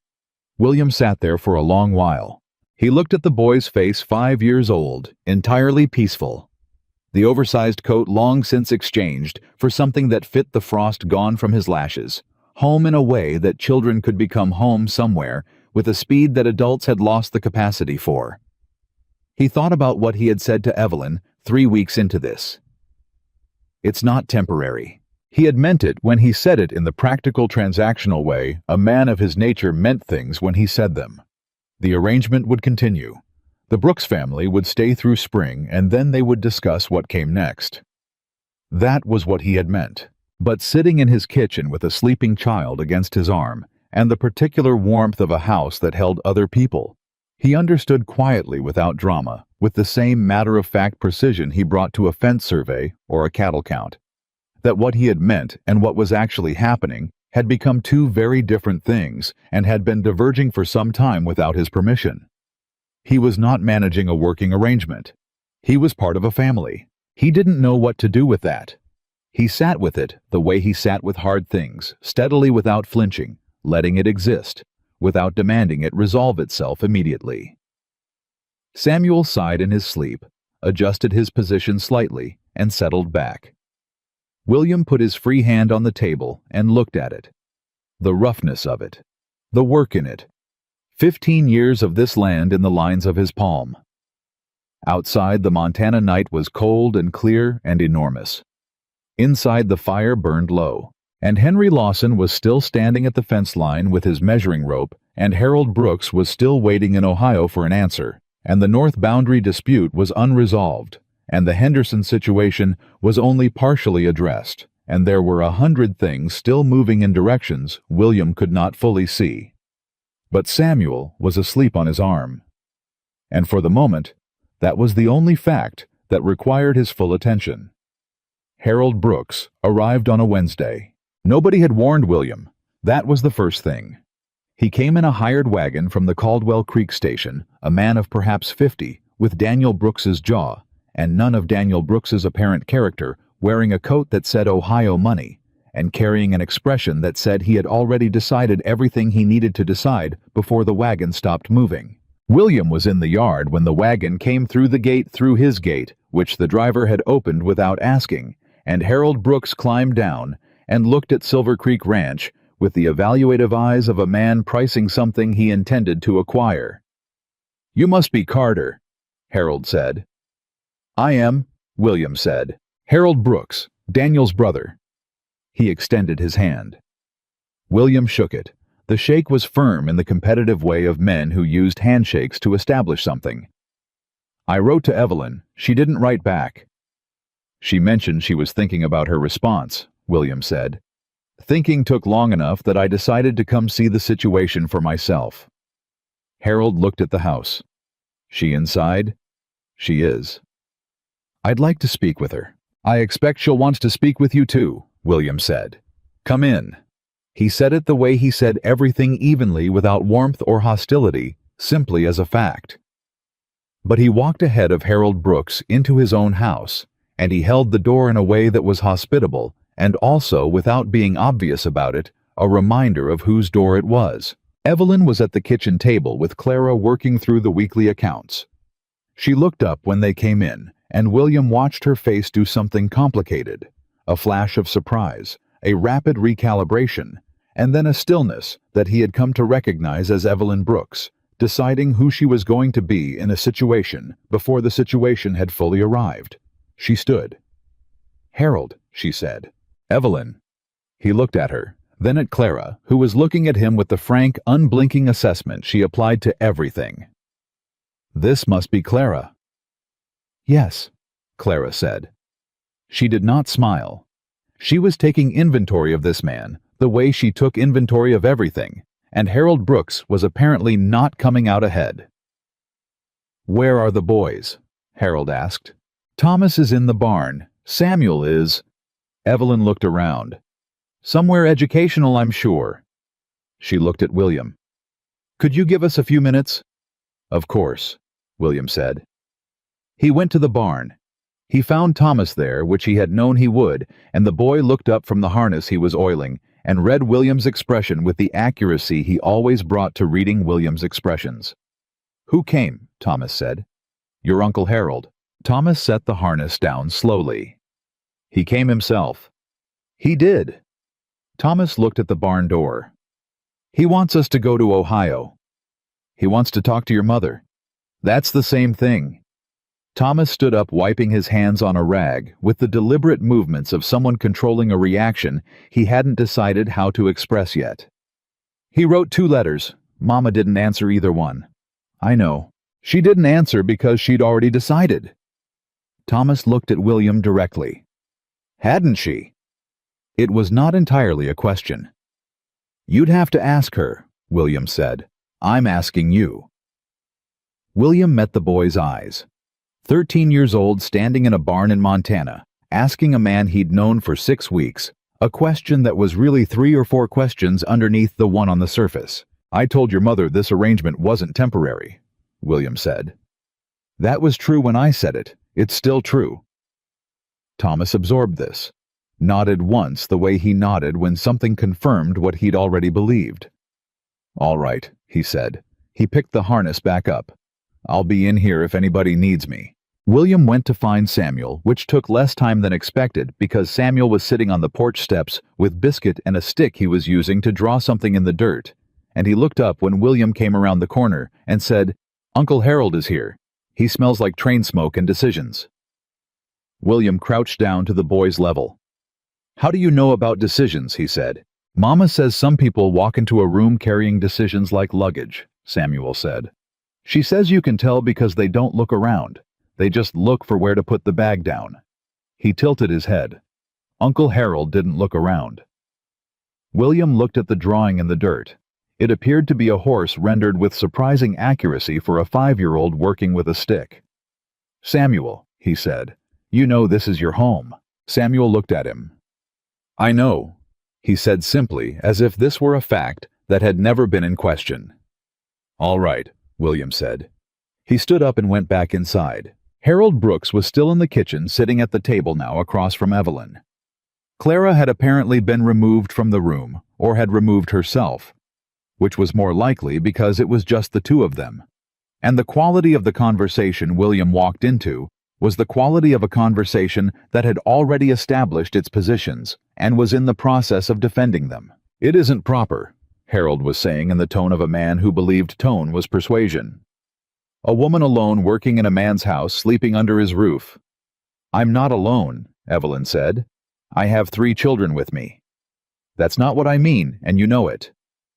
"Tell me what you mean then, plainly." Harold looked at William when he came in.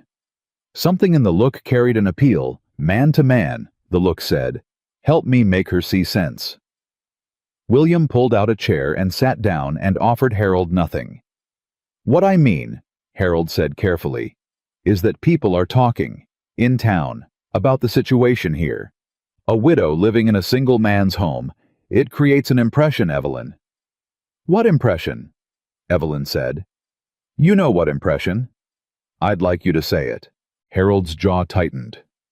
"It reflects on Daniel's memory. It reflects on the family." The kitchen was very quiet. Evelyn looked at her brother-in-law for a long moment. "Harold," she said, "Daniel has been gone for 4 months. His children were sleeping in a wagon in December in Montana because we had nowhere else to go. The bank took the farm. I had no money, no family within 1,000 miles, and 3 children who needed to eat." She paused. "I found work. Legitimate, decent work in a household that has treated us with nothing but respect. I kept my children fed and warm and safe through one of the worst blizzards this valley has seen in a decade." She folded her hands on the table. "If that reflects poorly on Daniel's memory, then Daniel would be the first to tell you that your memory of him is wrong." Harold opened his mouth. "My husband," Evelyn said quietly, with a precision that cut off whatever Harold had been going to say, "would have done exactly what I did. He would have found the work. He would have kept the children fed. He would have had the dignity to accept help from a good man when it was offered in good faith. And he would have been profoundly uninterested in what the town of Caldwell Creek thought about his choices." She looked at Harold steadily. "I am my husband's wife. That is how I am living." Harold sat back. He looked at Evelyn for a moment, then at William, then at his own hands. "The offer stands," he said finally. "Ohio, a home, stability." "I know," Evelyn said, "and I'm grateful for it, genuinely." Her voice softened just slightly. "I know you mean well, Harold. I know you're trying to do right by Daniel, but we are doing right by Daniel here too. We are working. We are building something. My children are—" She stopped. "My children are becoming who they're going to be here. I'm not going to interrupt that to go be someone's obligation in Ohio." Harold was quiet for a long time. Then he said, "He would have liked you to have people around you." "I have people around me," Evelyn said. Harold looked at William. William met his gaze and said nothing, and let Evelyn's words occupy the space in the room the way they deserved to. Harold Brooks left the next morning. He ate supper with them the night he arrived, a quieter version of himself, watching the table with the eyes of a man recalibrating, and he ruffled Samuel's hair when the boy asked him 17 questions about Ohio, and he spoke to Thomas for a long time after the meal quietly in the corner of the room, and whatever he said made Thomas stand straighter when it was over. Before he got into the hired wagon in the morning, he stopped in front of William. "I don't know you," Harold said. "No," William agreed. "But I know what I saw at that table last night. I know what I saw with those children." He looked at the house, then back at William. "Daniel would have shaken your hand." "I'd have been glad to shake it," William said. Harold nodded. He climbed into the wagon. He did not look back as it went down the lane, but just before it turned onto the road, he raised one hand. William raised his in return. Roy, who had witnessed this from the bunkhouse door, waited until the wagon was gone and then said, "That go better than expected." "Yes," William said. "Good," Roy said. He went back inside. The boundary dispute with Lawson came to a head 10 days later, and it came the way William had expected it to come, not through honest confrontation, but through paperwork. A letter arrived from a Billings attorney named Caldwell, representing Henry Lawson, claiming that the north fence line of Silver Creek Ranch encroached on Lawson's property by 11 feet along a quarter-mile stretch, and requesting that Carter either move the fence or negotiate compensation. William read the letter twice. He set it on the table. Clara, who had been doing her homework at the other end of the table and had the peripheral vision of a hawk, said, "Is that the Lawson letter?" He looked at her. "How do you know about the Lawson situation?" "Thomas told me, and I read the survey notes when you left them out last week." She waited. "Is it bad?" "It's a legal claim," William said, "which means it has to be answered legally." "Do you have a lawyer?" "I know a man in Helena, used him twice before." "Is he good?" William looked at the 9-year-old across the table. "He's adequate." Clara frowned slightly. "Adequate isn't good enough for Lawson if Lawson has a Billings attorney." He looked at her. "Billings attorneys are more expensive than Helena attorneys," Clara said. "Which means Lawson is serious. Which means you need someone better than adequate." William picked up the letter again. "Do you happen to know a Billings attorney?" "No," Clara said. "But Gerald Marsh might. He knows everybody." She went back to her homework. William stared at the letter for another moment. Then he put on his coat and went to see Gerald Marsh. Gerald Marsh did in fact know a Billings attorney, a woman named Frances Alcott, who had moved to Montana from Chicago 5 years prior, and had, according to Marsh, won 7 out of 8 property disputes she'd taken on in the territory, and lost the 8th because her client had lied to her, which was not. Marsh said a reflection on her abilities. A woman attorney was unusual enough in 1881 Montana that William sat with the information for a day before he wrote the letter to her. Not because he doubted her capabilities. Clara's logic on the subject of Billings attorneys had been entirely sound, but because he was aware that engaging a woman attorney would itself be a statement in a valley that watched William Carter's decisions and formed opinions about them, and he wanted to be sure he was making the statement deliberately, rather than accidentally. He wrote the letter. He was deliberate about it. Frances Alcott wrote back in 4 days, which was fast, and her response was thorough and specific, and made no wasted gestures, which told him everything about her that he needed to know.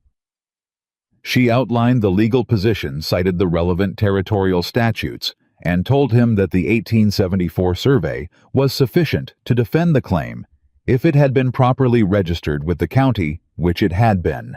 She also said in a postscript that he read twice, "The fact that Lawson employed a Billings firm suggests he is expecting this to be contested, which in turn suggests his own survey evidence is not as strong as the letter implies. Men with strong cases don't generally pay for expensive attorneys unless they expect a fight." "She's right," Evelyn said, reading over his shoulder. He had shown her the letter without quite deciding to the way he'd been doing things lately, simply finding that she was there, and that the natural motion of a thing included her. "I know," he said. "Are you going to hire her?" "Yes." Evelyn straightened. "Good." She went back to the stove. Then, Clara thought of it first. "I know that too," he said. He heard her smile in the silence. Didn't need to see it. The thing with the Henderson family happened on a Thursday, and it happened fast. William got word from Roy, who had heard it in town. Mrs. Henderson had taken a serious turn. The illness that had been vague and ongoing had declared itself in the night as something acute, and Bill Henderson had ridden for the doctor at 2 in the morning, and the doctor had come and gone twice, and the situation was not good. William told Evelyn. She was already untying her apron before he finished the sentence. "I'll need the wagon," she said. "I'll drive you." "You don't have to." "I'll drive you," he said. They went. Evelyn walked into the Henderson house with the particular quality of a woman who knew how to enter a crisis without adding to it quietly, quickly reading the room before she said a word. Henderson was at his wife's bedside. His 2 older sons were sitting at the kitchen table, looking like boys who had gone to bed as children and woken up as something else. His 2 younger daughters were with a neighbor woman in the corner. Evelyn spoke to the neighbor woman first, got the information she needed, then she went to Bill Henderson. William stood in the doorway of the Henderson kitchen and watched her do this. Watched her speak to the neighbor, move to Henderson, say whatever she said to him in a low voice that made the man's shoulders drop about 2 inches from where they'd been braced. Watched her check the children in the corner and say something to each one individually. Watched her make a brief assessment of the kitchen and its supplies and begin to do things that needed doing. She was not demonstrating competence. She was just competent in the same automatic, unself-conscious way she was everything. Henderson's older son, the 17-year-old Will Jr., was watching Evelyn too. After a few minutes, he said to William quietly, "She do this a lot. Just walk into a bad situation and know what to do." "Yes," William said. Will Jr. nodded slowly. "Good," he said. "Because Pa doesn't know what to do, and the rest of us are following Pa, and that's not working." They stayed 4 hours. Evelyn organized the household with the efficiency of someone who had managed 3 children through a blizzard. She was unruffled by the chaos, unfazed by the fear, simply present and useful, and moving forward. Henderson's wife was stabilized by the time the second doctor's visit came. Not recovered, not safe, but stabilized. On the drive home, William and Evelyn were quiet for a long time. The horses moved at their own pace. The road was cold and empty. The Montana sky was doing what the Montana sky did in January, being immense and dark and humbling. "She's going to be all right," Evelyn said finally. "I think. If she rests." "I think so too. Bill Henderson is a good man. He's just scared."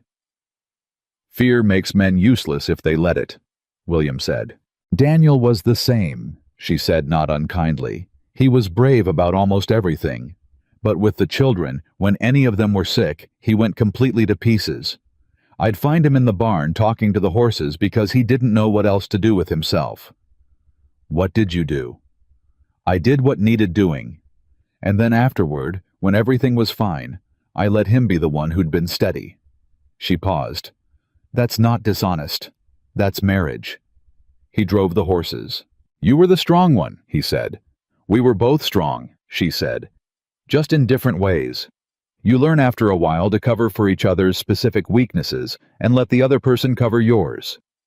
She turned her face toward him briefly in the dark. "It takes time, but you get good at it. At fitting." Fitting. He held that word in the cold air. "Evelyn," he said. "William." They were both quiet for a moment. The horses' feet on the frozen road. The dark around them. "I'm not a man who says things before he's sure of them," he said. "I know. So I won't say things yet." He kept his eyes on the road. "But I want you to know that I'm—" He stopped. "The picture of what I thought my life was going to be for the rest of my life. It's changed. In the past 6 weeks. It's changed considerably." She was quiet. "That's all I can say right now," he said. "That it's changed, and that I'm not afraid of that." The horses moved. After a long moment, Evelyn said, "Daniel used to say that the most honest thing a person could tell you was what they weren't afraid of. That courage wasn't the absence of fear. It was the list of specific things you'd decided to stop running from. He looked at the road ahead. He was right, William said. Yes, she said. He usually was. They drove home in a silence that was the warmest silence William could remember inhabiting in many years. The legal response to Lawson arrived from Francis Alcott 3 weeks later, and it was a document of such precise and well-organized authority that even Roy Tillman, who had no particular interest in legal matters, read it twice and said, "Damn," at the end, which was as much as Roy generally said about anything. Francis Alcott had not only defended the 1874 survey, she had gone further. She had reviewed the county records and found that Lawson's property claim itself had a title irregularity from 1878, a period when Lawson had sold a partial interest to an investor who had subsequently failed to properly file the transfer, leaving the recorded boundary of Lawson's property in a state of technical ambiguity that Alcott laid out with the calm, devastating precision of a woman who had been underestimated in enough legal rooms to know exactly how to win in one. She was not attacking Lawson. She was simply pointing out with meticulous documentation that a man who lived in a glass house should consider his position before throwing stones. William read the letter at the kitchen table. Clara read it after him. "She's exceptional," Clara said. "She is," William agreed. "You should tell her that." "I will in my response." "Not in so many words," Clara said. "Just pay her what she's worth. That's how you tell a professional person they're exceptional." Thomas had read the letter by this point, leaning over Clara's shoulder. "What happens to Lawson now?" "He backs down, or he escalates," William said. "Escalating is expensive, and his case is weaker than he thought. My estimate is he backs down." "And if he doesn't?" William looked at his coffee cup. "Then Francis Alcott takes him apart in front of a judge, and he knows that, which is why I think he backs down." Thomas nodded, straightened. "Good," he said with a quiet satisfaction that had nothing adolescent in it. Roy came in from outside that afternoon, looking like a man who had something to say, and was deciding how to say it. He got his coffee, sat down, and looked at William. "Widow Paulson stopped me in town," Roy said. "Asked if it was true that Carter's woman had organized the Henderson household when Martha Henderson took ill." William set his cup down. "Carter's woman," he said. Roy looked at him steadily. "That's what she said. I'm reporting it accurately." "What did you say?" "I said Mrs. Brooks had been at the Henderson place and had been helpful, yes." Roy paused. "She said she reckoned Carter's woman was the best thing that had happened to this valley in 10 years. Then she said she'd been wrong to talk the way she had in the first weeks, when Mrs. Brooks arrived." The kitchen was quiet. "She wasn't the only one who talked," Roy said. "But she's the first one who said that second part. Figured you should know." William looked at his hands on the table. Then he stood and took his cup to the basin. "Thank you, Roy," he said. Roy went back outside, and William stood at the basin for a moment, looking out the window, thinking about the particular way the world shifted when it decided to not all at once, not dramatically, but in accumulations. Small corrections. People who had been wrong admitting it. The voice of a community finding its better register, one person at a time. He had not expected this valley to do that. He was glad it was. That evening, Evelyn made the apple cake she'd been saying she would make since the storm. She'd been waiting for the right moment, without saying so, and apparently the right moment was a Thursday in January, with the legal crisis resolved, and Harold back in Ohio, and Martha Henderson stabilizing, and Widow Paulson recanting in the middle of Caldwell Creek. The cake came out of the oven at 8 o'clock, and the smell of it moved through the house like something physical, and Samuel appeared from nowhere, in the way he always did when food was involved, and Clara came in from her reading without being called, and Thomas and Pete and Roy came from the bunkhouse at a pace that was faster than their normal pace, without anyone looking like they were hurrying. They ate it at the table, all 7 of them, and it was good. Genuinely good. The kind of thing that a person remembered the specific taste of for years afterward. William had a second piece. Samuel had 3. Roy said it was the best thing he'd eaten since 1876, and meant it. Clara said the brown sugar to apple ratio was correctly calibrated, which was the highest compliment she was constitutionally capable of delivering. Thomas said nothing, but ate his piece with an expression of thorough contentment. Evelyn watched the table with her hands around her coffee and the particular expression she wore sometimes in the evenings, when she thought no one was paying attention. Open, unguarded something in her that was almost wonder. At the fact of this table, at these people around it, at the specific ordinary miracle of a warm house and good food and people you trusted within arm's reach. William was paying attention. He looked at her, looking at the table, and something settled in him. Not resolved, not complete, not yet, but settling like a foundation. Finding its level, like something that had been leaning toward a fall, deciding instead to stand. Lawson's response came 4 days later. It was brief, and for Lawson notably humble. He acknowledged the 1874 survey withdrew the boundary claim and suggested through his Billings attorney that any remaining neighborly disagreements could be addressed through conversation rather than legal channels. William read it, set it down. Clara looked up from the table. "He backed down," she said. "He did." She went back to her work. Then, "I told you she was exceptional." "You did?" William agreed. "You were right." Clara had the grace not to look smug about it, but it was a near thing.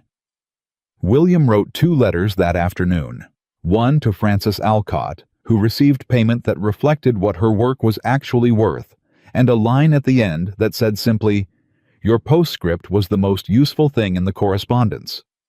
The second letter was to the county surveyor's office formally registering the boundary documentation in a way that would make any future dispute considerably harder to sustain. He sealed them, put them in the outgoing mail with Gerald Marsh, and came home to a kitchen that smelled like supper and sounded like people, and hung up his coat on the hook inside the door that had at some point in the past 7 weeks become his hook, the one everyone understood was his, without anyone having said so. He stood in the kitchen doorway for a moment, Evelyn at the stove, Clara at the table with her books. Samuel cross-legged on the floor with Biscuit engaged in some kind of negotiation that the cat was clearly winning. Thomas's voice from the back room talking to Roy about something the cadence of it easy and familiar. 7 weeks. He had raised his hand to close that gate.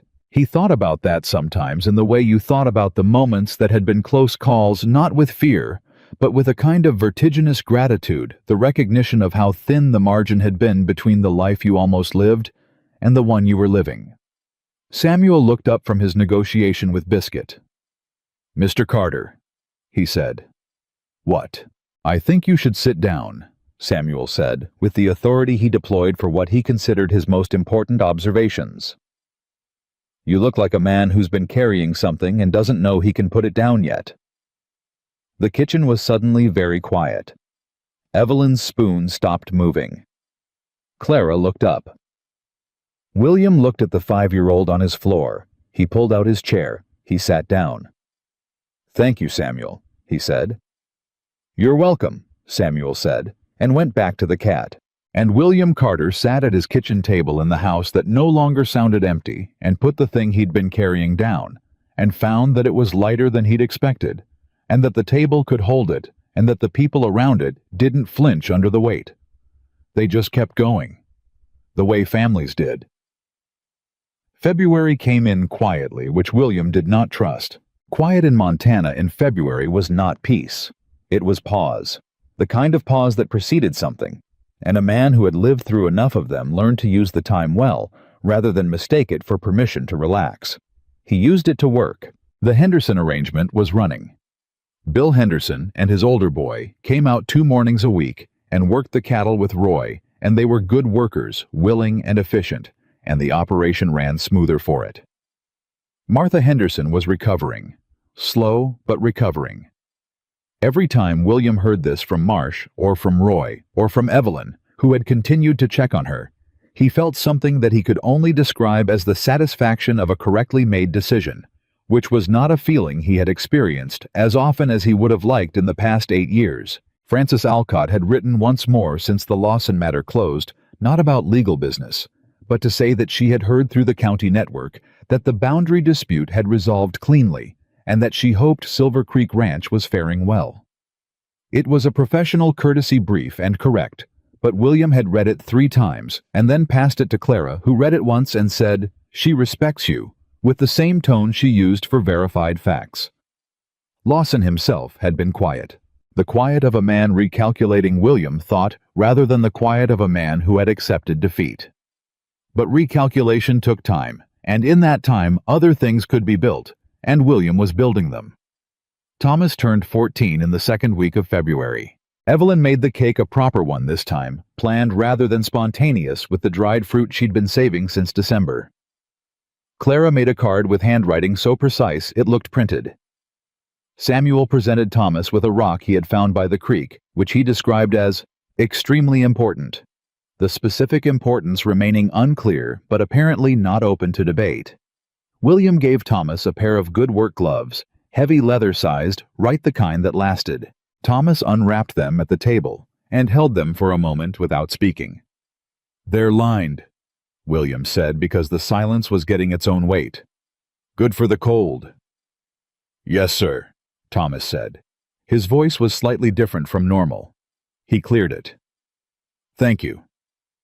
"You've earned them," William said. "Several times over." Thomas looked at the gloves, then at William, with those gray eyes that always saw more than they let on. "My father gave me my first pair of work gloves," he said. "I was 10.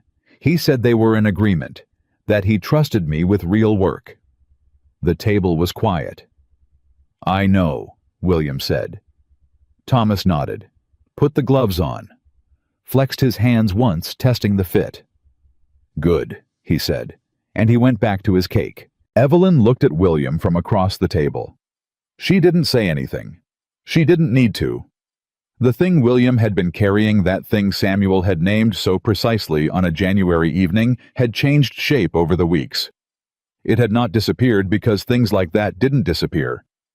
But it had changed from a weight into something closer to a compass, a thing that pointed somewhere rather than simply pressing down. He knew what it pointed to. He had known for a while. He was a man who did not act until he was sure, and he was sure, and so the only remaining question was the question of how to say a true thing to a person who had already heard too many things said and not done, who had earned the right to words that were also promises. He thought about it for 2 weeks. He settled on a Sunday morning. He asked Evelyn to walk with him after breakfast. Not unusual, they had fallen into occasional walks around the property, checking fences, or assessing the early signs of the season's change, conversations that moved between the practical and the personal with the ease of people who had stopped needing a reason to talk. She put on her coat. They went out. They were halfway to the east fence line, where Thomas had split posts on the day she arrived before he spoke. "I want to say something," he said, "and I want to say it right the first time, so I'm asking you to let me get through it before you respond." She looked at him. "All right." He stopped walking. So did she. "When you came through that gate in December," he said, "I had already decided to send you away. I had the words. I knew exactly what I was going to say." He looked at the fence line. "I didn't say it. I've thought about why, and I think the truest answer is that something in me recognized something in you before my head had caught up to it. Recognized the way you stood, the way you held your children behind you and still looked me straight in the eye, the way you told me the terms without apologizing for them." He paused. "I let you in because I couldn't think of a reason that felt true enough to keep you out. And then I spent 6 weeks telling myself it was a practical arrangement and nothing more." Evelyn was very still. "It is not nothing more," he said. "It hasn't been nothing more for a long time, and I think you know that, and I think I owe you the respect of saying it out loud, instead of letting it sit in the air between us where we both pretend it isn't there." He turned to face her fully. "I love you, Evelyn. I love your children. I love the way this house sounds now, and the way it feels now, and the way I come in from the barn, and there are people there, and it matters that I came in." He held her gaze. I am not a young man with smooth words. I'm a 46-year-old rancher in Montana who almost shut a gate on the best thing that had ever arrived at his property.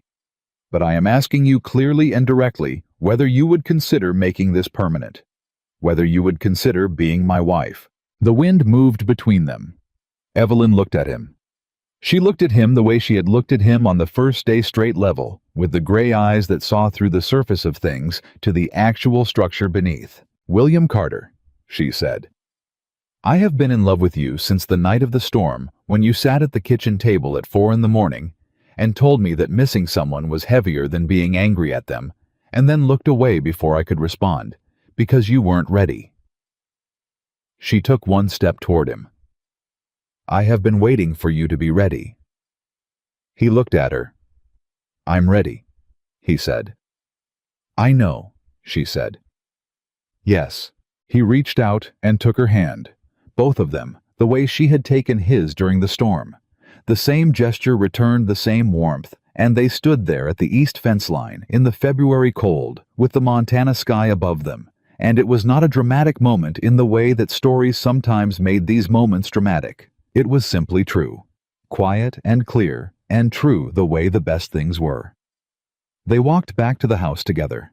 Thomas was in the yard when they came around the corner, and he took one look at the two of them, at the way they were walking, at the particular quality of Evelyn's expression, at the fact that William still had her hand, and he stood very still for a moment. Then he said to William with a deliberateness that made the words feel like something he had carried a long time and was now setting down in the right place. "Sir, I would be glad." William stopped. "You'd be glad," he said. "If this is what I think it is, I would be glad." Thomas held his gaze. "My father would have wanted someone to look after her. Someone real. Not Harold. Someone real." He paused. "You're real." William looked at the boy for a long moment. "Thank you, Thomas," he said. Thomas nodded and picked up the tool he'd set down and went back to his work. Inside the house, Clara already knew. This was not surprising. Clara always knew. She was sitting at the table with her account books, and she looked up when they came in and looked at their faces and said with the complete directness that was her primary mode of operation, "About time." Evelyn laughed. A real one, full and clear, the kind of laugh that filled a room. "Clara," she said.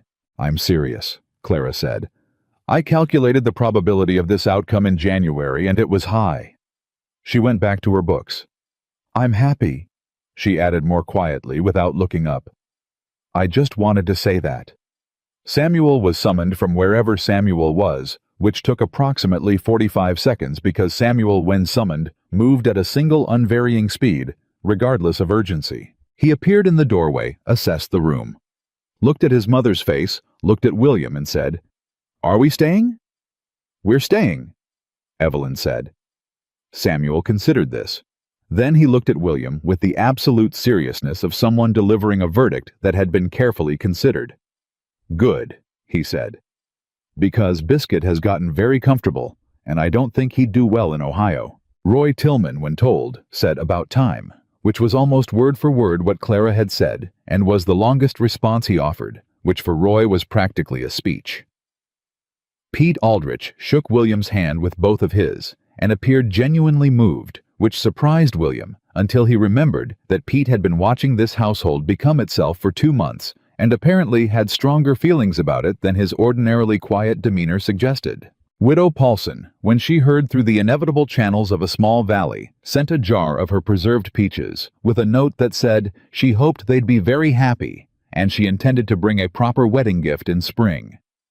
Gerald Marsh offered the use of his back room for a celebration gathering whenever they were ready, free of charge, which from Marsh was an extraordinary gesture. Bill Henderson came out on a Thursday, his regular workday, and said nothing at all about it, except to shake William's hand once firmly and say "good," and then go to work, which was all it needed to be. The only person who surprised William was Henry Lawson. Lawson came out alone on a Saturday, riding up to the house at a civil hour, and dismounting properly at the gate and coming to the door the way a person was supposed to come to someone's door. William answered it. Lawson looked at him for a moment. "I heard," Lawson said. News travels, William said. It does. Lawson turned his hat in his hands, once a gesture William had never seen from him before, something self-conscious in it, something closer to honest. I said some things earlier in the winter that were not my best judgment. William waited. About the widow, about what it would do to your operation, about... Lawson stopped. I was wrong, about most of it. He met William's eyes. The woman ran your household through the worst blizzard in 3 years, squared off against men twice her size, organized the Henderson place when that family needed it, and the valley is running better for her being in it. He paused. I was wrong. I wanted to say it to your face. William looked at him. Appreciate that, Lawson, he said. Lawson nodded, put his hat back on. Congratulations, he said. To both of you. He rode out. William stood on the porch for a moment after he left. He thought about a valley that had watched a widow arrive with 3 children and made its first judgment quickly and harshly, the way valleys did, the way communities did, the way people did when they were afraid of what the unfamiliar might cost them. And he thought about what had changed it. Not one dramatic moment, not one heroic gesture, but the accumulated weight of ordinary days. Evelyn showing up every morning and doing the work. Thomas holding his ground in a yard when men on horseback tried to push past him. Clara naming the correct attorney over a kitchen table account book. Samuel asking the one question that cut through all the armor and all the noise and all the careful management of feeling straight to the truth of the thing. A family had done this. His family. He went back inside. That spring when the thaw came and the fields turned and the work shifted into its warmer season. William Carter rode into Caldwell Creek on a Tuesday morning and stopped at Gerald Marsh's trading post. He walked to the board where notices were pinned, and he looked at it for a moment. The original notice was gone, had been gone since November when the board was cleaned and reset for new postings. But William had the sense of it, the ghost of those words that had started everything. Ranch cook wanted. Room and meals provided. He had written it looking for one person, someone to make meals and leave him alone in the particular loneliness he had constructed so carefully over 8 years. He had not written it looking for a woman who read survey records and squared off against intimidation without raising her voice. He had not written it looking for a boy who held fence posts and work gloves and his father's quiet example in the same steady hands. He had not written it looking for a girl who balanced accounts and saw what everyone else was too proud to say. He had not written it looking for a 5-year-old who could locate the truth of a thing with one question and then go back to talking to a cat. He had not been looking for any of it. That was the thing about the gate. You did not always know what was on the other side of a gate when you opened it. You could not always calculate the cost or the value of what walked through. You could choose to keep it shut, could choose the safety of the known perimeter, the quiet of the controlled space, the reliable loneliness of a life managed precisely enough that nothing could surprise you. Or you could open it, and something could arrive that rearranged everything you thought you understood about what your life was for. William Carter had raised his hand to close that gate.